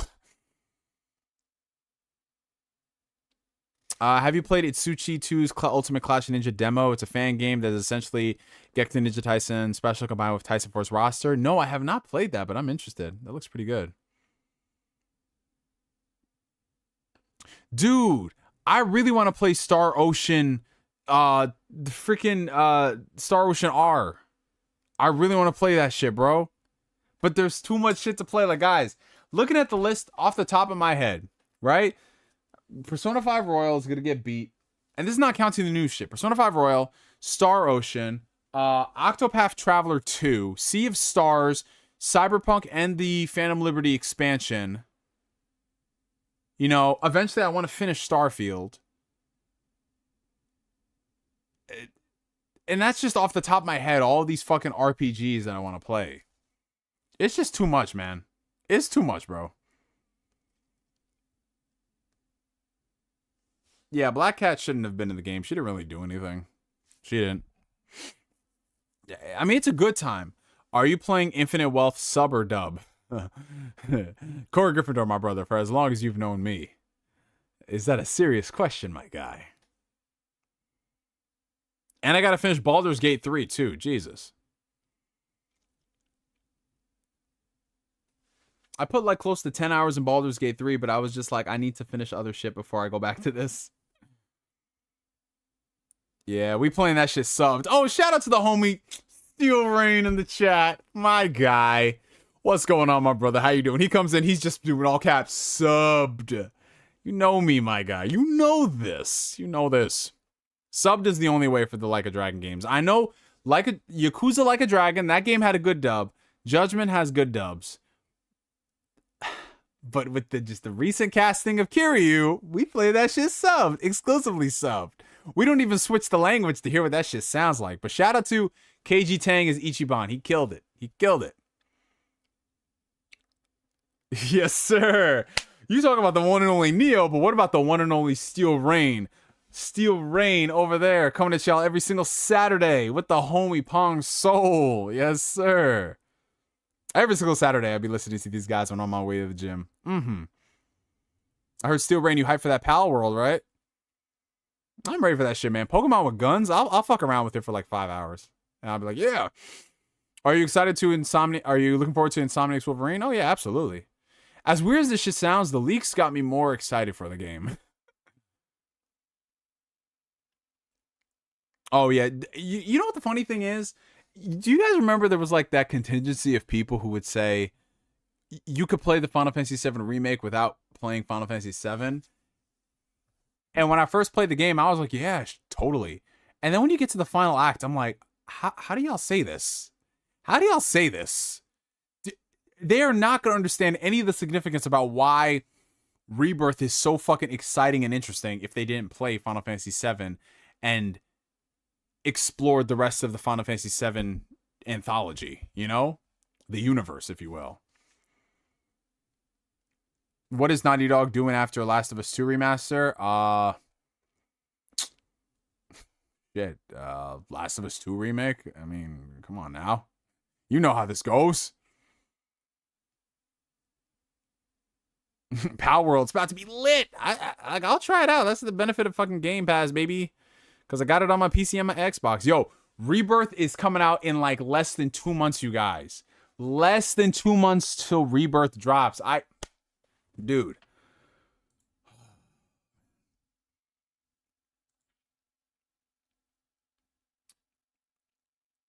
Wait.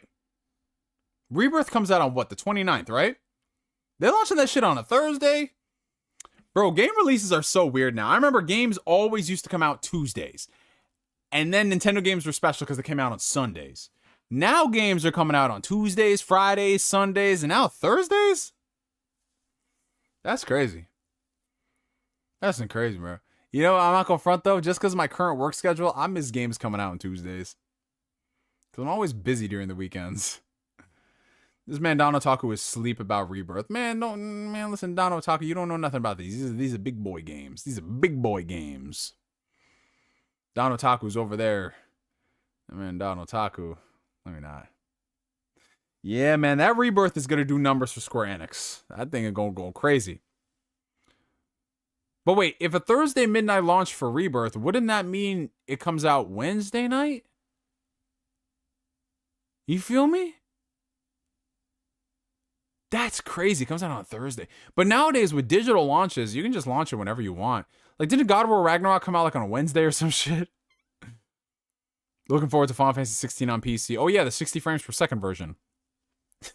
I'm still surprised that that thing is not fully patched on PS5. It's been almost a year.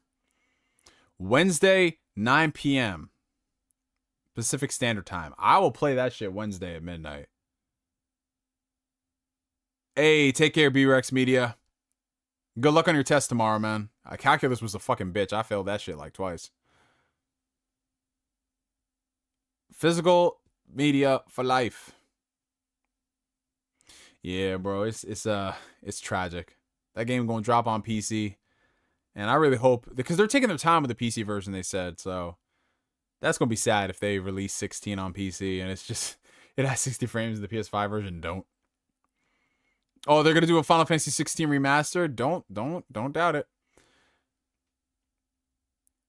Oh yeah, physical media is life, but I'm saying like physical media is life in terms of like movies. In terms of games, man, I don't know. It's just, it feels like cumbersome when you buy physical media for games that aren't on the Switch. Unless they're like exclusively Nintendo games. Because if you buy like games that require a download on the Switch, you're fucked. Oh, he cooking up some tacos right now. Nice. I gotta cook up some food after the stream, man. Oh, you got the Del Toro Pinocchio Criterion set? Nice, Maddie. I gotta do the same. Haven't been keeping up with Rebirth. Is it covering the remainder of the 7 story or just another chunk? It's just gonna be another chunk, Chase. And then the third game that comes out is gonna be the finale. So I think this game, Rebirth, I believe they said it's probably gonna go up to where... Spoilers for a 30-year-old game, almost. Probably go up to where Aerith dies, which would be a crazy cliffhanger. Oh my god. But I don't know. Do you guys think... Y'all think they're gonna kill her in this game? Or do you think they're gonna kill somebody else to twist it? Y'all think they're gonna kill Tifa? If they kill Tifa, I'd be like, you motherfuckers. But I don't know. I feel like Aerith dying might have to be a canon event, and they try to stop it, and it's just like, no, you gotta let it happen. It's just like, no. Wow, 2 games to cover 1 disc. 3 games to cover 1 disc, sir. $210 for a remake. This motherfucker, you listen, Don Otaku. Listen. Yes, but also no. Cloud dies. Cloud dies, you gotta play as everybody else. Yes, sir. And y'all eating it up. Oh, God. Yeah, okay, so here's the thing. And this is, like I said this in my review for it. The problem with the 7 remake is that they took 5 hours of the game and they stretched it into 40 hours. That game did not need to be 40 hours. That game max could have been 20 hours. Max. But they put a lot of tedious bullshit content that didn't need to be in it. Rebirth, on the other hand, I think they learned their lesson and they're going to be putting more story content and more side content. Fingers crossed. Fingers crossed. But yeah, no. If you were to tell me that the 7 remake is kind of a cash grab, yes, I would agree to that. Rebirth, though, I don't know. It just looks a lot better.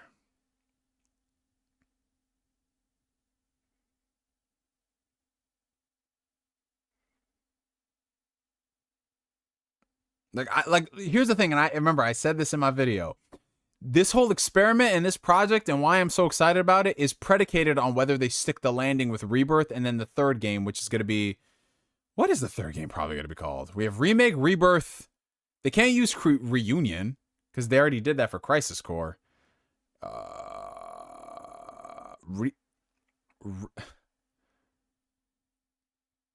Reborn? No, it's fucking Rebirth. Resurrection? No. Resurrection? No, it's gonna be. You know what the title of the game is going to be? The title of the game is Final Fantasy VII. Final Fantasy VII Revengeance. Final Fantasy VII Revengeance. That's what I'm talking about. That's the title. Revitalize, remind, Refantasio. Final Fantasy VII Refantasio. Revise, return. I can see return, but I like Revengeance. I like Revengeance a lot. Final Fantasy VII Reload. Yeah, the whole trilogy is what this is all about, Kory Gryffindor. It's the most expensive experiment that we as the consumers are undertaking, because we paid $60, not counting special editions, $60, $70. We're already at $130. And then the next one, if it's not $80 on launch with game prices, we're over $200+. Refund sounds better. Absolutely. It might be a refund if the 3rd game is ass. But we won't know about that until like 2028 with the PS6. Tetsuya do be getting me to buy games. Now, that's a fact, bro. If there's one thing I will say about this man and his convoluted ass stories, that man sure do know how to make me buy some games. And not many other developers can do that. If the 3rd game is a PS6 game, oh yeah, if we get one Final Fantasy VII game per console, that's some fucked up shit. Ooh, wicked. That's some wicked shit. What is Rebirth? Oh, that's the Final Fantasy VII. So you know how there was Final Fantasy VII Remake a few years ago, Arsonist, on the PS4? Rebirth is the 2nd game. They're basically taking the story of Final Fantasy VII and making it like 3 parts. No wonder Insomniac was wanting to put Spider-Man 3 into 3 games. Yeah, they saw what Square was doing. But I ain't gonna front you guys. Like, I just Rebirth looks fucking amazing. Like, I don't know. Like, listen, if all of this ends up being ass, I will say I'm a part of the fucking problem, bro. I'm a part of the problem, and I will admit to that. You know? But like I said, it's similar to Nintendo stuff. Yes, there's no reason in the world Nintendo shit needs to be the price that it is for how long it is, right? Nintendo should not be re-releasing Skyward Sword for $60. Like, no way in the world. That re-release should be $40 at most. But if they put Wind Waker out on the Switch for $60, my dumbass is buying that day one, and I don't care. I will call myself a hypocrite. Yes, I am part of the problem. I would buy a Wind Waker for $60 on the Switch. I don't care. I don't fucking care. Like, I'm the problem. That's how they get us, because there's always another Neo that says that. Just like there's always another Lighthouse, there's always another Neo that will say that. Skyward Sword was a better $60 remake than Final Fantasy VII. Slow your roll. Slow your roll. Why the fuck is it taking so long to announce Kingdom Hearts 4 platforms? You want to know why, bro? Because they're waiting for the next generation of Xbox consoles. That's why. Because it's secretly going to be an Xbox exclusive. You heard it here first. Oh, shit. Breaking news. Breaking news. Godzilla -1, which is it's Godzilla -1, but it's monochrome, so it's like black and white. It's going to have select showtimes across US theaters. Holy. I got to see if my theaters are showing it. Let me see, because that's going to be my third viewing of Godzilla -1, baby. Don is just a hater, man. I don't know. Like, I feel like Don got bullied as a kid whose favorite game was Final Fantasy VII. And then Don got bullied by a coworker whose favorite game was The Witcher 3. There's really no other explanation. All right, let me see this Godzilla -1. Okay, Godzilla -1 color, like, I love how they're calling it color edition, but it's not. It's not, they don't say anything yet. Not on the AMC app. Let's see, Regal.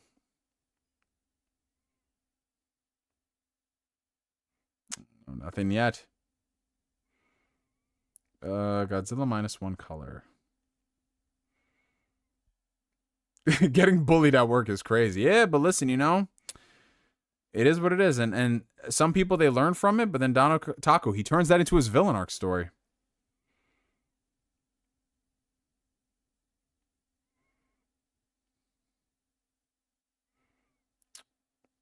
I need showtimes. Come on, I need showtimes.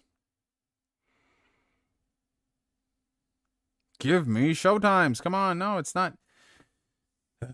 Okay, so the second it goes up, I'll check it out. Yeah, that's that. Like I said, Don Otaku, that man will be, yeah. Yo, Final Fantasy VII Rebirth and Dune Part 2. Wait, they come out on the same day? Okay, guys, I'm watching the stream right now. There's 62 of you guys watching, and most of you guys have been here for a while, but you ain't hit that like button. What's going on here, guys? I thought you loved me. I thought you loved me. Can we get 69 likes? Dune Part 2. If they come out on the same day... Oh, fuck. Well, no. So, technically, yes, but no. But yes, you guys are right. So, the Thursday early screenings for Dune will be on the 29th. And then Reload comes out that same day. But I'll be playing it at midnight, and then I might take off work that Thursday, to be honest. And then I could see Dune Part 2 in IMAX, and oh, damn, you guys. That is going to be a great day for your boy. That's going to be a great day for your boy. What's the priority, Christopher? He said, what's the priority, Christopher? Persona 3 Reload or Final Fantasy VII Rebirth? Final Fantasy VII Rebirth. I'm just being honest. Reload will be there for me on Game Pass because I got Game Pass on my PC and my Xbox. I'm calling out sick. Yeah, man, yes. I'm ready for it, guys. Doom Part 2. And we got Final Fantasy VII Remake. It's just a good time. Just what a time to be a fan of cinema. What a time, bro. Just look at this fucking shelf, man. Like, let's look at this fucking shelf, you guys. You got Persona 3 Royal, the Phantom Thieves edition. And then you got Persona 5, the Take Your Heart edition. You've got Grogu up here. You have this Super Mario green mushroom. Don Otaku was like, actually, sir, it's the 1-up mushroom. You got him here. I got him at Nintendo World. There was candy inside. And then up here, I've got some Nendroids. My sister got me that Yusuke Urameshi Nendroid. And these two right here, Joker, and then you from Persona 4 Golden. Courtesy of the homie J-Fam right here. Persona 5 Royal Special Edition. It came with the Joker mask. As you guys know from the fucking meme in the photo of the stream. The thumbnail. Starfield controller my girlfriend got me. What's this? Well, you guys know this. It's the Yakuza 0 Business Launch Edition. But what's that in the background? Only the real ones know what that is. What is this in the background? There's actually weed in that mushroom. There actually isn't anything in there. I keep my weed downstairs. I haven't smoked in a while, to be honest. Might do that tonight. I don't know. But what the fuck is this? Who knows what this is? I need somebody to know what this is. Come on, one of y'all gotta know. DIMWITMONKEY, my fucking guy. DIMWITMONKEY. Of course I can rely on DIMWITMONKEY to know. Yes, sir. You can hear the music now. Can you hear the music? Do-do-do-do-do-do. Chris, you heard rumors of the Dune video game? Yeah, no, aren't they working on Dune Spice Wars and there was like a Dune MMO or some shit? One of the two. Fuck Reload. Dune 2 getting delayed can change a man. Wait no more. That's a fact, bro. That's a fact, bro. Persona 3 Reload will be there for us, man. Rebirth is eternal. I'm ready for this shit, guys. I'm ready for this.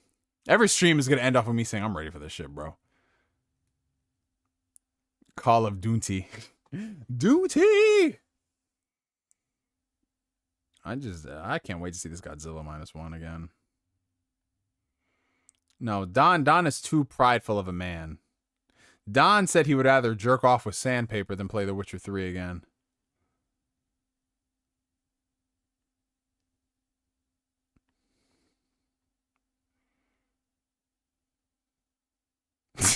Jack Move just said this on Twitter.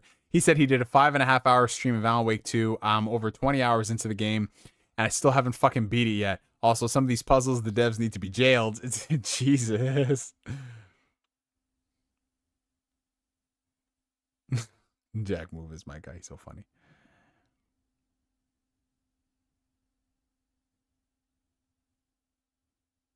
Jesus. Yeah, Godzilla was fucking peak. Hey, Pooh Bear, what's up, my guy? You about to leave work? Yes, sir. Neo, what game is better quest, The Witcher 3 or Skyrim? That's hard because they're both really good. But I will say The Witcher 3 just because I love the narrative surrounding a lot of those quests. But Skyrim is still really good. Why is Black Bond live at the same time as you are live? Because that's what black men do. We just don't coordinate our schedules. You see, the white men, they coordinate their schedule so they don't overstep each other's boundaries. The black man, we always stream it at the same time, man. That's what it is. Shout out to Black Bond. That's my guy, though. Oh, man. Okay, I'm looking at the clock, you guys, and it's coming up on... It's about to be 10:30 up in this bitch, bro. It's about to be 10:30, you guys, which means that it is time for us to bid adieu for the evening. Yes, sir. Yes, sir. Yes, sir. Yeah, he's streaming a game right now, which is why he's not in the chat tonight, which is why it's been somewhat peaceful outside of finding out some really, really interesting and personal information about a lot of you guys. But hey, that's what the Ask Neos are for. That is what the Ask Neos are for, my friends. We just learn a lot of stuff about each other, sometimes against our own wills. But you know, it is what it is. Keeps things spicy. Keeps things interesting. $5 super chat coming in from Kid Cool 1827 before we end. Neo, do you think we'll ever see a AAA Superman game? I think Sucker Punch could do a good Superman game. They probably could do a Flash game even better. I think that they would kill it if they worked on a Flash video game. Just because of their traversal and how they did Infamous Second Son, they would definitely kill it. But I feel like once Superman Legacy comes out, and if it's a huge success, that's going to open up the conversation. And James Gunn did already say that for his DCU, they are going to be working with a lot of game developers on crafting stories. So I think obviously for them, working on a Superman game will be a priority. So I could see that happening. But I would love that, man. I would love that. I mean, Superman is just a character that just hasn't really been utilized much in media, if you could believe it or not, with his popularity. It's crazy. So I'm excited to see what happens. And then the homie Don Otaku with the $5 super chat. I heard Suicide Squad also has side quests on the level of The Witcher 3. Stop spreading such slanderous lies. Don't you... The Suicide Squad... Listen, it might live up to its name. Anyways, appreciate the super chat, Don Otaku. We will not be playing Suicide Squad when it comes out. Once they put that shit on Game Pass. I'll check it out when it's on Game Pass. I'll check it out when it's on Game Pass, man. Game Pass or PS Plus. But I'm not... How much they charging for that shit? $70? Is Suicide Squad Kill the Justice League $70? If that is the case, that's very sad. But regardless, I want to thank you guys so much for coming through to another fantastic Ask Neo. One of the best starts to the new year. 2 streams in a row. Last week we had Man Listen. This week we have Ask Neo, and they're both tremendous, phenomenal streams. Appreciate you guys. Thank you so much to all the YouTube members. Thank you guys so much for all the super chats. Whether you like the video, whether you're just tuning in or you're here all throughout, thank you. We will be back tomorrow evening, not for Ask Neo, not for the news show, but we will be back tomorrow for our first game stream of the year, where we're going to be tackling the Kingdom Hearts 3 data battles. This has been years in the making. Kory Gryffindor, I know, is so fucking excited for that. We're not going to be tackling any bosses tomorrow night. We're going to be working on leveling up Sora to the max level and making sure that our character is properly equipped and well spec'd before we go into those fights. And, you know, Kory is going to be in the chat to tell me where I need to go to level grind. And just, it'll probably be a very monotonous stream in the sense that we're just level grinding to get to that point. But, you know, it can low-key be an impromptu Ask Neo, because it's just going to be me doing monotonous and mundane things so we can level up the character. But that's going to be happening tomorrow night. We're going to be streaming probably around the same time. I want to say like 8 p.m. Eastern Standard Time. And of course, before we go, because everybody is bringing it up in the chat, no, I have not forgotten. We are going to be having ourselves the very first hydration check of 2024. Now, what is the hydration check, you ask? Well, inquiring minds, you will be rewarded. A hydration check is my way of keeping you guys accountable, because far too often in our life, we forget to drink water, and water is very important to you. Not drinking way too much water, because you don't want to do that, but a good amount of water, it's really good for your body. It's really good just to help get things flowing, and it's just very important all around. So grab your favorite H2O beverage of choice, right? Tonight, we have Schweppes Sparkling Seltzer Water. This is the raspberry lime flavor. Not my particular favorite flavor of the bunch, but, you know, that'll do, pig. That'll do. So grab your favorite water, or in the case of David Big Lad, moonshine, maybe some vodka, like whatever you guys got.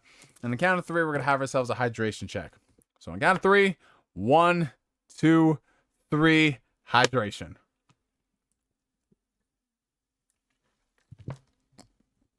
It's pretty damn good. And it's great. It's great because I went the whole stream. This makes me sound like I'm an alcoholic, but I went the whole stream without the temptations of this special edition Ciroc and this special edition passion fruit Ciroc. And then we got Gentleman Jack as well. We're doing good, you guys. We're doing fucking good. See, I would drink those if I was... Oh, wow. That one is 60 proof and that one's 70 proof. That would explain a lot. But the passion fruit, that one tastes a lot better, though. But you guys, I want to thank you so much. If you guys haven't hit the like button already, make sure you hit that like button. Wow, David Big Lad said drinking moonshine makes him breathe like a dragon. All right, Voldemort. Okay, Voldemort just going like Order of the Phoenix. Make sure you hit that like button. Helps out the channel tremendously. Enjoy the rest of your mornings, your evenings, your afternoon, whatever time zone you be at. And yeah, I will see some of you guys back here tomorrow night, 8 p.m. Eastern Standard Time, for the beginning, the introduction, the preliminary streams leading up to the Kingdom Hearts 3 data battles. And if you ever want to see a guy attempt to play video games very horribly, pre-order that stream for tomorrow night, because it's just going to be a lot of laughs all throughout the next couple of months. However long it takes us to beat those bosses, we will. And yeah, you guys, take care of yourselves. Have a great week. Be excellent to one another, but most importantly, be excellent to yourself. And for me to you for now, my name is NGS signing out. Like always, I will catch you guys later. Peace out, y'all. Have a good one.